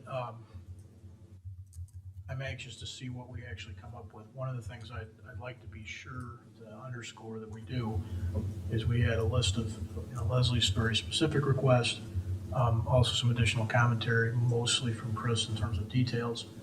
And those need comment in light of current legislation. So, for instance, Trust X, whether it applies or doesn't apply to data. Right? There needs to be a level of understanding of everyone up here what the Trust Act and the Safety Act do and do not do. That's pretty important. And I probably am going to aggravate people, but I feel compelled nonetheless because I'm sitting in the middle of the chair. There is nobody in this room, I would bet that if you go through Leslie's list or the things we watch on TV, I bet there aren't 100 people in Downers Grove that think that's good stuff. Whether they're willing to get up and stand up and say something, of course, varies. But the question that we have to ask ourselves really, really candidly is a little bit what Mike was getting into, which is what can we do? We certainly can say something. We have not been shy or bashful about saying anything. We've addressed this briefly with a little less detail several months ago, back in September. We addressed a similar subject when the buses were come from Texas were happening. There are a variety of things that happen that are difficult for people to expect to live with, to accept. But the idea needs to be still in everybody's head that we do have pretty radical limits. So nobody's going to feel safe in the Home Depot parking lot, no matter what we do. That's just not going to be the case. No matter what we do, it doesn't stop anybody from getting picked up at a traffic stop and hauled off to court and then hauled off to jail and disappeared to Missouri. We should take a stand and say things that express the values of our community, what we think is important and what's not important, and we do that all the time. I can't imagine we won't do that here. But I just think it's really important, particularly as anybody watching this that might be in better touch or more regular touch with our immigrant community or folks that are concerned. I don't want to pick on Nathan, but he's sitting in the front row. I think it's really important that people be specific about expectations. I said this last week, and I'm sure if you don't like this approach, it probably sounds like a cop-out. But the last thing I want to do is make anybody feel more comfortable than they ought to. Because the uncomfortable truth right now is everybody that is or looks like an immigrant in the United States should be nervous and taking extra care. That's terrible to say. I recognize that. But man, I don't want to say anything different. It's really important too. So, I've got a couple of specific questions that'll probably come a little clearer framed, but they generally are along those lines. We're going to need to understand existing legislation that's out there. And I just want our community to understand our limits too. The idea of providing resources and FAQs, we've done it before. I don't want to diminish this because this is clearly very different than many of those things, but we're not gonna not do that. But let's be sure we're telling each other the truth when we talk to each other. We walk down the street and we encourage to see people at church or in community groups or whatever. Anything else?